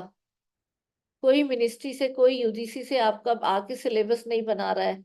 All my autonomous institutions, आप सब empowered हैं, लेकिन अगर आप बैठ के वही सारी चीजें भरते रहेंगे और फिर बोलेंगे क्लास में हमारा टाइम ही नहीं मिल रहा है खत्म करवाने का, ये सिलेबस खत्म करवाना क्या होता है भाई? Just one way passing of the information? No. So you have to be looking into this, add new content. और पुराने वाला जो डुप्लीकेट हो रहा है, रेप्लीकेट हो रहा है, क्लास 11-12 में चेंजेस हो रहे हैं, you look into that in your subject. So much transformation is happening, we have to be looking in. So in order to design the learning outcomes, आपके जो program outcomes हैं, they are the graduate attribute directly taken from the regulator, which are mix of generic as well as the subject specific. So I will say while designing course outcome also, the course level learning outcome, आप इनको 2 level पे लिखो. एक लिखो subject specific learning outcome and add one title which will be generic learning outcomes. You will not be able to do it at course level. That is what we did at AICT at the unit level. So start at unit or chapter level, and then you can compile them and put it at the course level. And when you design it, आपको सिर्फ वो topic सब topic नहीं डालने हैं, आपको देखना है how these learning outcomes will be really assessed. So when you say you have to make the awareness about this and this, तो वो आप कैसे टेस्ट करोगे? All that has to be seen, and this is what is the basis of the so-called outcome-based education. And when you design these, write this, there's actually a lot more which you should, if you're not aware to how to write learning outcomes, join any workshop or FDP on outcome-based education. So Bloom's taxonomy, we should not just keep our knowledge at the lower order thinking skills, which is remember and understand, try to take it to the higher. How that knowledge can be applied, analyzed, evaluated, and create something. The patents, the research publications, the new market products, जहाँ पे billionaires बन जाते हैं, all they are on the creative front, and that will be based on the base. Remember, it's not that नीचे का part नहीं आप सीधा creative. You cannot be creative unless or until you start with a base knowledge. So how this can be taken? So you can take the corresponding action verbs, combine it with your level of that particular topic or subtopic, and take it to the higher level. So this is a very engaging activity. 10-15 minute, आधे घंटे एक दिन में syllabus नहीं बनता है, which unfortunately is the practice. हम पुराना syllabus उठाते हैं, उसको मिला मिलो के हाँ ये 5 मिनट में हो जाएगा, ये 10 मिनट में हो जाएगा, कर आके खत्म कर ले. ये हो गया वाला काम नहीं है. You have to really take it that how it will be assessed and in the form of meaningful activities. So for every course you design at unit level, then look at course level And then you can do the mapping unit level with CO and CO with the PO that then can be done. So this is briefly about the outcome-based education. And I will take you that all this can be achieved with the help of learner-centric models, which other session speaker will also be talking in detail. But very importantly, the blended learning concept, I think is already 8:05. Or what, Babita, we can do is we stop here. I can continue with this part in my next session. Yes. Yeah. So thank you so much. And any questions, I'm here. I'll continue with this part in my next session. Fine. There are a couple of comments. Participants can unmute themselves and interact with ma'am directly. Yeah, unmute is allowed. You can unmute, please.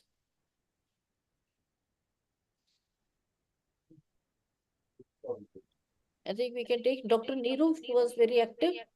Yes, ma'am. Please. Ma'am, my question is very simple. Is there any guideline for those who are creating syllabus that in such and such parameter you should decide your syllabus? है ना पूरा guidelines. Now there are SOPs. Look at SOPs, which is available on UGC website, and all these things are mentioned. But we are not knowing. और जो खास तौर से sorry to use these words, many senior teachers who will never attend these type of programs, but they will be in the committee, fine, and they will be sticking to the same old syllabi. तो वो change कैसे होगा? आप सबसे change होगा. कईयों को लग रहा होगा आज हमें नहीं, but जहां भी मौका मिलेगा, you make that change. Yes, ma'am. Very first time I have learned to know that this is the very cause that we are not performing our NEP. And that's why being a literature student, I want to discuss here that there is a very lengthy syllabus in NEP according to our thinking. There are so किसने many बनाया jobs. Syllabus? किसने बनाया बताइए? Definitely one of ministry ने या UGC ने तो बना के नहीं भेजा ना.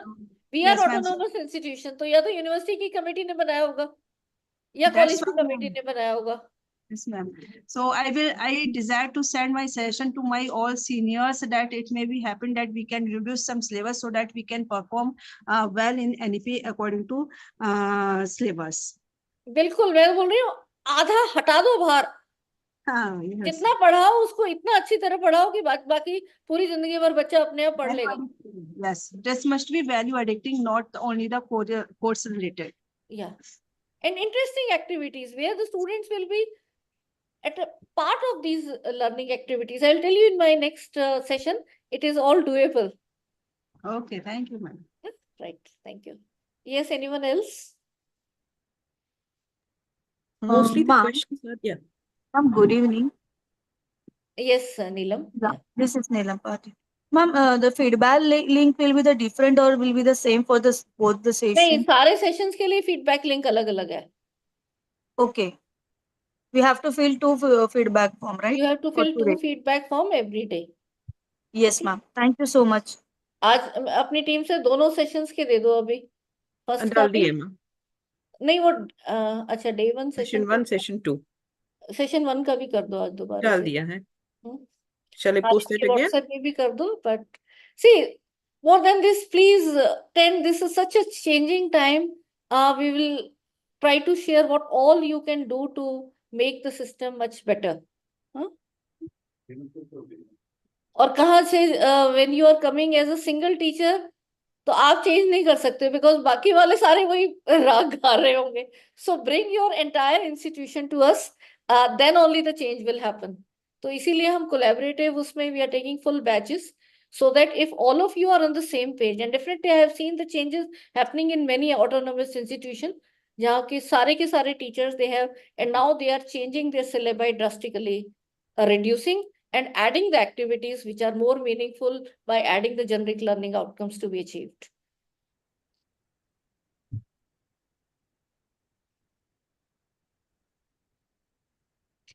Yes, anyone else?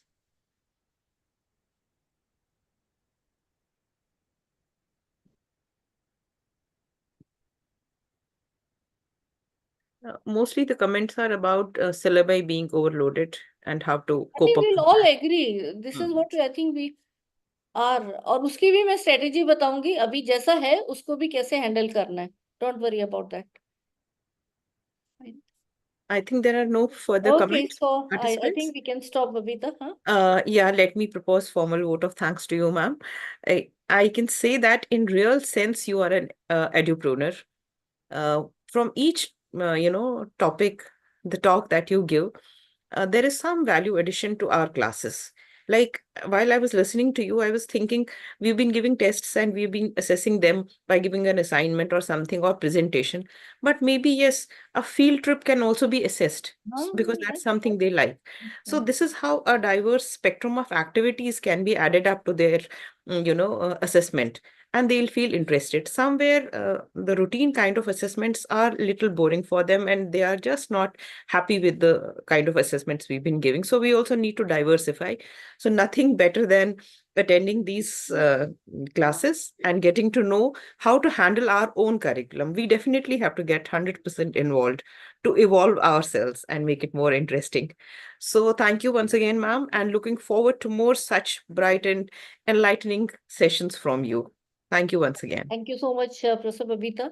And we all are learning from our colleagues when we interact and trying to just take everyone along. So with these words, thank you everyone, and take good dinner. Take it healthy one. Okay, we also have to look it from holistic point of view for our side. Also, where if you can You go need to give us some tips on that to see that how are you managing so much. I always prefer With a home glow. food. वो मजबूरी में कहीं बाहर खाना पड़ता है तो होता है बट उसमें भी समोसे वगैरह अवॉइड करते हैं so that's things but I think all of you are knowledgeable enough in these और सुबह थोड़ी सी exercise so that it keeps you going नहीं तो बैठने का वो होता है काम बीच में so Right. with these words all of you have a nice remaining evening enjoy it with your family and good night and namaskar. Namaskar.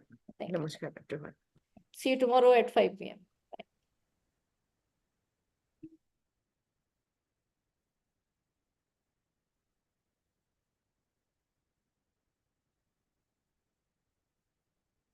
Both the feedback links are there. Session 1 and session 2 for all of you.